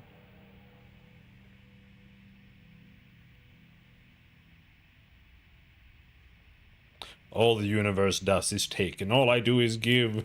You give so much of yourself that there's a trail of blood and tears wherever you go. It doesn't have to be so hard. You wrestle with the guilt, the shame. But if you just said, the world did this to me, some of that weight would be lifted.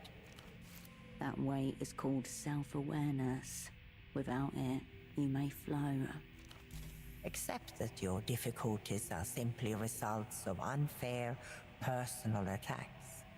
All the woos me's won't make you popular, of course, but life will be less of a challenge. Like, I don't really know how to deal with this. Like, does it matter?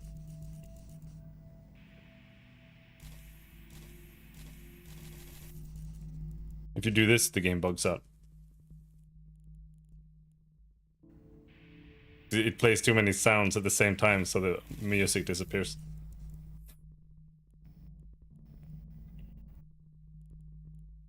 This could potentially crash the game. Depends on how they programmed it. I'm gonna suppress the eternal victim. Yet you evoke it so often.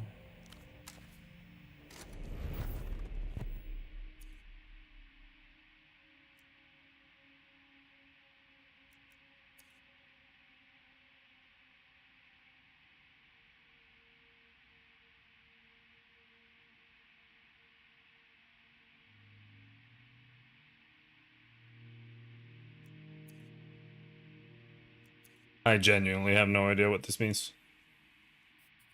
Other than the stat bonus, I understand that part, but nothing else there.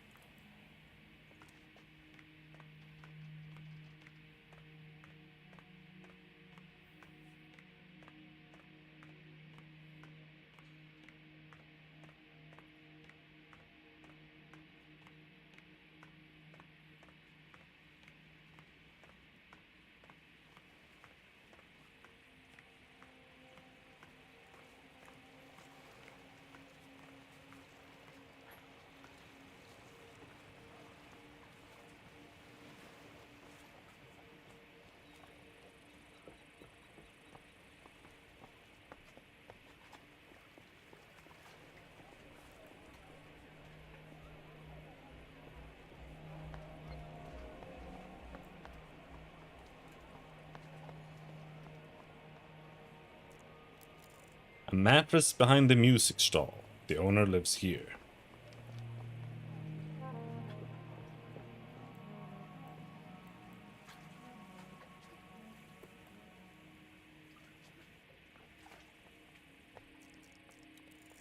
An ad for second-hand pelota equipment. Match tested. Light glints off shards of broken glass. You return to the animal zone. Where's lockpick? We don't You have that. turn away. The Guardian Municipal officer is intensely scratching at his neck. As you approach, he wipes his hand on his trouser leg. Hola, miss.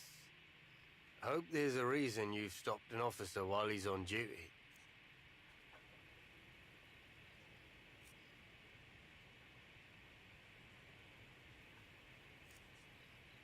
Oh. All right, then. Let Officer Marito know if you need any help. Don't need shit.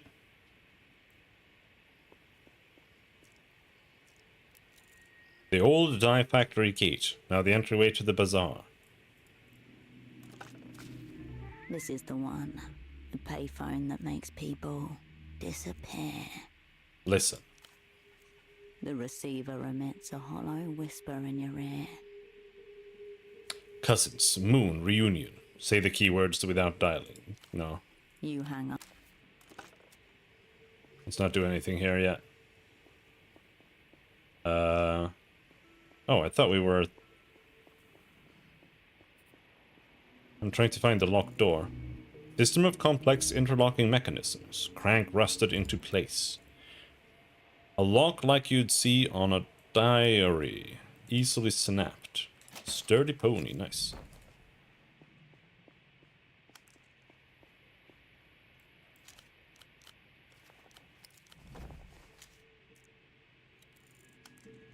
The shutter is stuck halfway open. Gears jammed. Space Program Memorial Bottom Pants. Coordination +1. This one gives Doppelgang +1.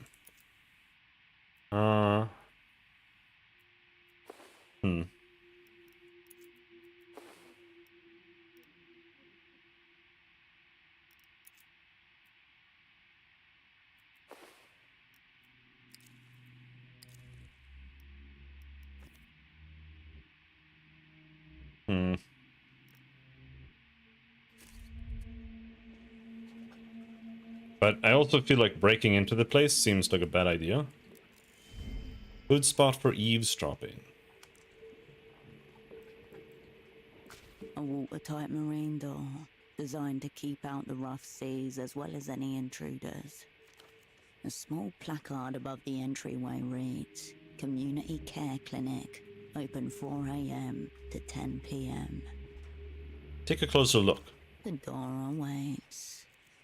Sam, why am I sneaking into the You slink away. clinic? I'm trying to find the back ways.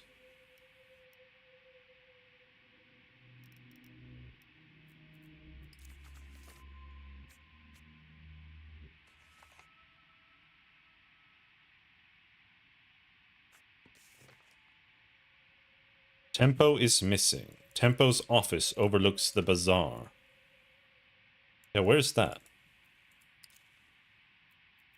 Tempo's office.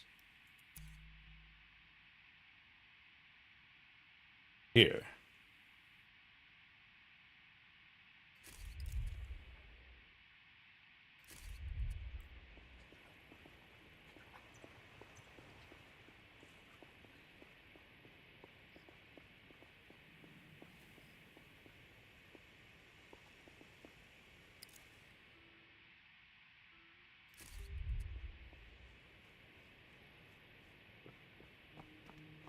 Oh, up here?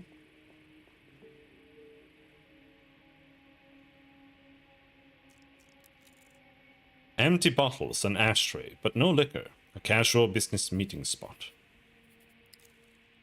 Maybe we should see if we can get some fatigue down.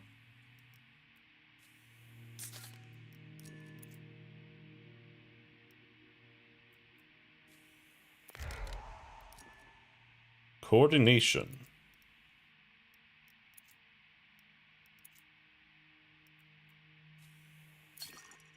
Have some booze. Just absolutely just chug the shit out of booze. Okay. There, now we're ready for anything.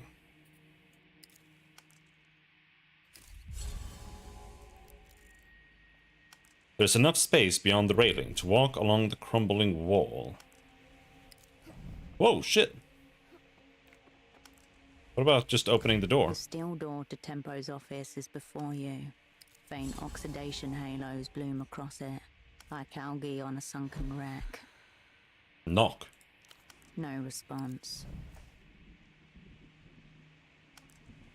I try to open the door. It's locked. What now? Show it who's boss. Can I pick this lock? It's a standard lock, pickable by the right hands. The right hands would be holding tools for lockpicking. I'll give it a whack with this. Use your screwdriver. You press the screwdriver tip against the keyhole. It doesn't seem to fit at all. Maybe I can unscrew it, then... 6 tri-wing screws. Wrong fit, wrong size. Your driver is impotent. I'll be back. You step back from the door. What about... What's this? Why would I go out here? Holy shit. Don't kill yourself. You stop and take the world in. A figure jittering on paws. Nobody looks up. Nobody asks why you're here. Nobody waves. 100 conversations blend into one. A slow, warm river carrying you nowhere in particular. Blueprints 10. Parse the bootleg bazaar's ebbs and flows. You cannot retry. I'm gonna exert this. Have a cigarette. The tobacco crackles as it catches fire. You take your time with the first inhale. Smoke rises above the vendors, the walkways, the loose brick and smashed glass. At some point during its ascent, you lose track of it. The world seems somewhat more kind, or at least less hostile. 91% without... I'm gonna search.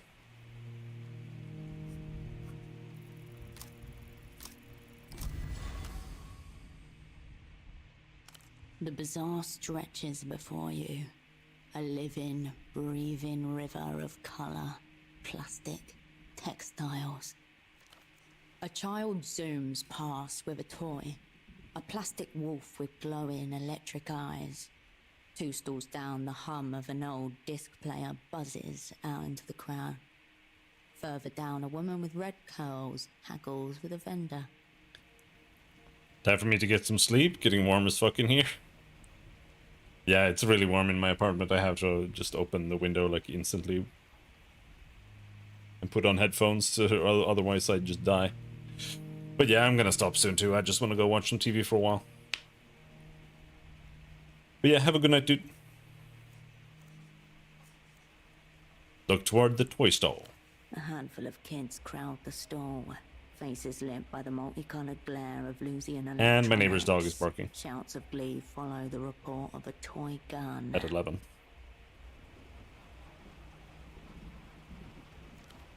Behind them, you see the salesman involuntarily flinch at the sound of the toy gun. The children take no notice. Nerves stretched taut to breaking point. Watch the dock workers. Tarps are withdrawn, crates unloaded from the holds of barges. In the pauses between movements, one of them lights a cigarette and stares, as you do, out at the bazaar with an intense gaze.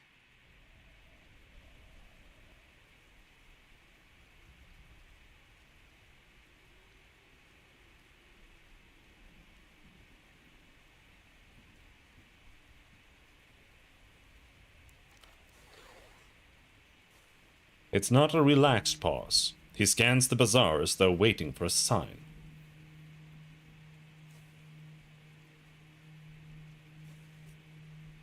Look at the One of vendors. The vendors wearily reorganizes her wares. It seems like a hopeless endeavor amid the chaos of piled goods. Now look at the whole thing together. Suddenly, it's obvious. You see it in the movements of the bazaar, just as you would see a limp in the gait of an animal. A tension, a furtive rapidity in the rhythms of every transaction, in the mien of every salesperson. The bazaar trundles on, functional, but wounded. What wounded it? An intruder in their midst. The weeping eye have passed through recently, kicking, raiding, intimidating, searching for something or someone. The bazaar is trying to gather itself after an attack, while bracing for another. Time to go. A sharp inhale, then your feet return to motion. We got XP. Oh, what's going on up here? What's up? It's chilly up here. A pink miniskirt.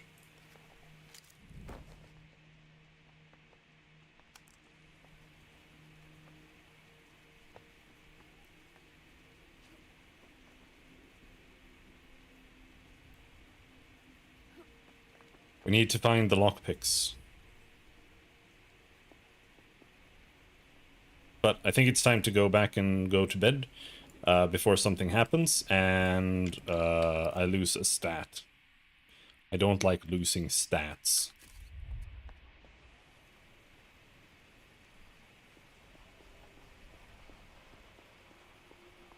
We already lost one stat.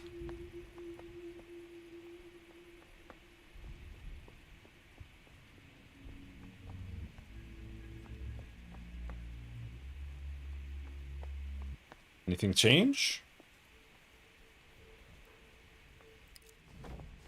Twinkle lights? Why did I steal those? +1 sensors. Shadow play.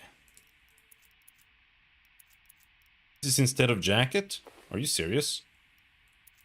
I'm not wearing that. That's some bullshit. I'm not wearing that either.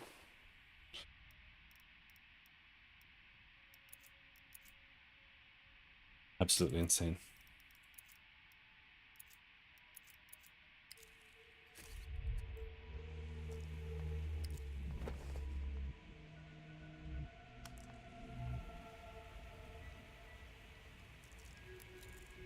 Someone has tried to clean the graffiti here.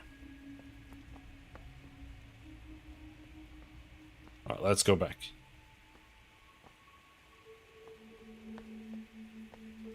I feel bad not getting a doctor for my guide today.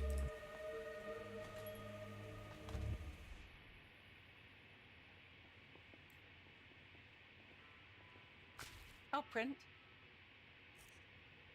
Have any faxes come through for me? Nothing, I'm afraid.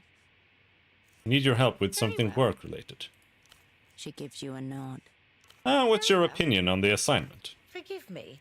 Is this some kind of test? Shouldn't you be the one advancing thesis and so forth? Just your general impressions, then. Granted, this is only my debut, but it seems to me that something's very amiss. No matter what we do, nothing appears to go according to plan. Pseudopod assured me it's all part of the work, but it gives me a rather unsettled feeling. And now, well... This is pretty typical, I'd say. I don't know whether that's intended to be reassuring. That's all for now. She gives you a nod. I'll be here if you require anything. I require to go the fuck to bed.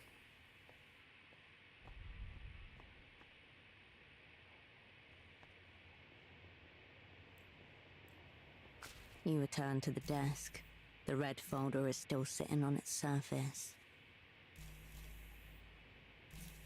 I'm gonna save before doing that. I'm gonna save scum. I'm save scumming.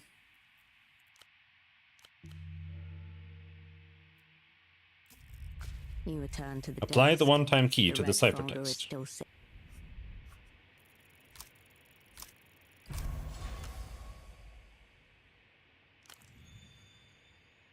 Letter by letter, 6 words rise from a dark pool, then speak to you in an unknown voice. For Cascade, all will be forgiven. For me, For Cascade, all will be forgiven. a pretty thought, if it's possible. Well, unless they're, like, sacrificing me or something. I put this in a cipher. Turn to Pseudopod.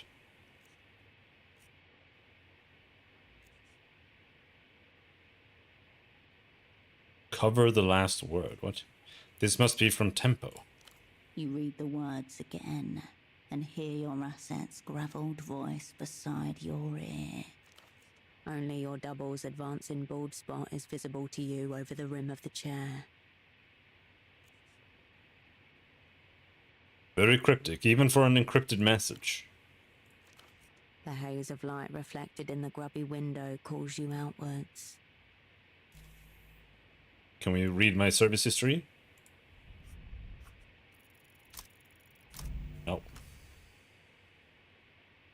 This time, your hand lowers far enough to touch the file. Then it jerks back, as if the red cover is made of... You turn away from the... How's it doing? You return to your double's limp body.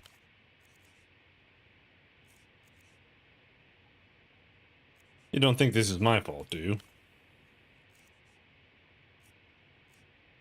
Cool, just checking.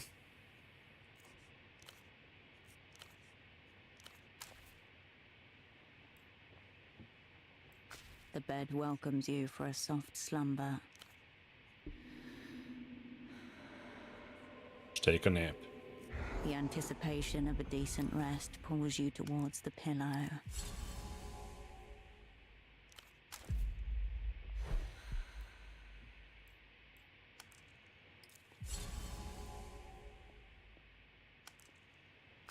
You return to your double. Okay. Checks unlocked all skills. Alright. Let's try again. Desk. Without exerting. Finally. In just a few words, the worst failure of your life is reduced to bureaucratic shorthand.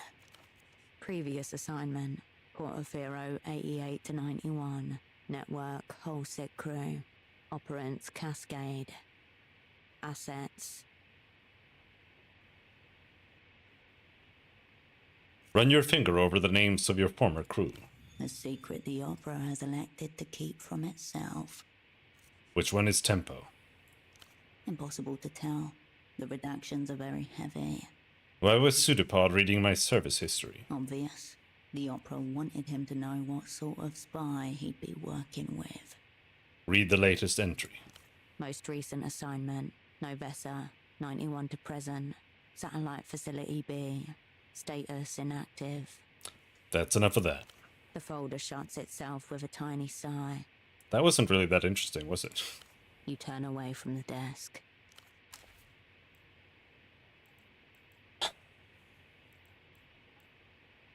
But yeah, we'll stop there for today. I'm gonna go eat some ice cream and watch Chinese television. And maybe even eat some tacos. I don't know. I did eat a bit of pizza before, but maybe I'll eat some more. Just because. Trying to get fat. And it's working. It's working really well. But yeah. Until next time. Thanks for hanging. Have a good night. Bye-bye.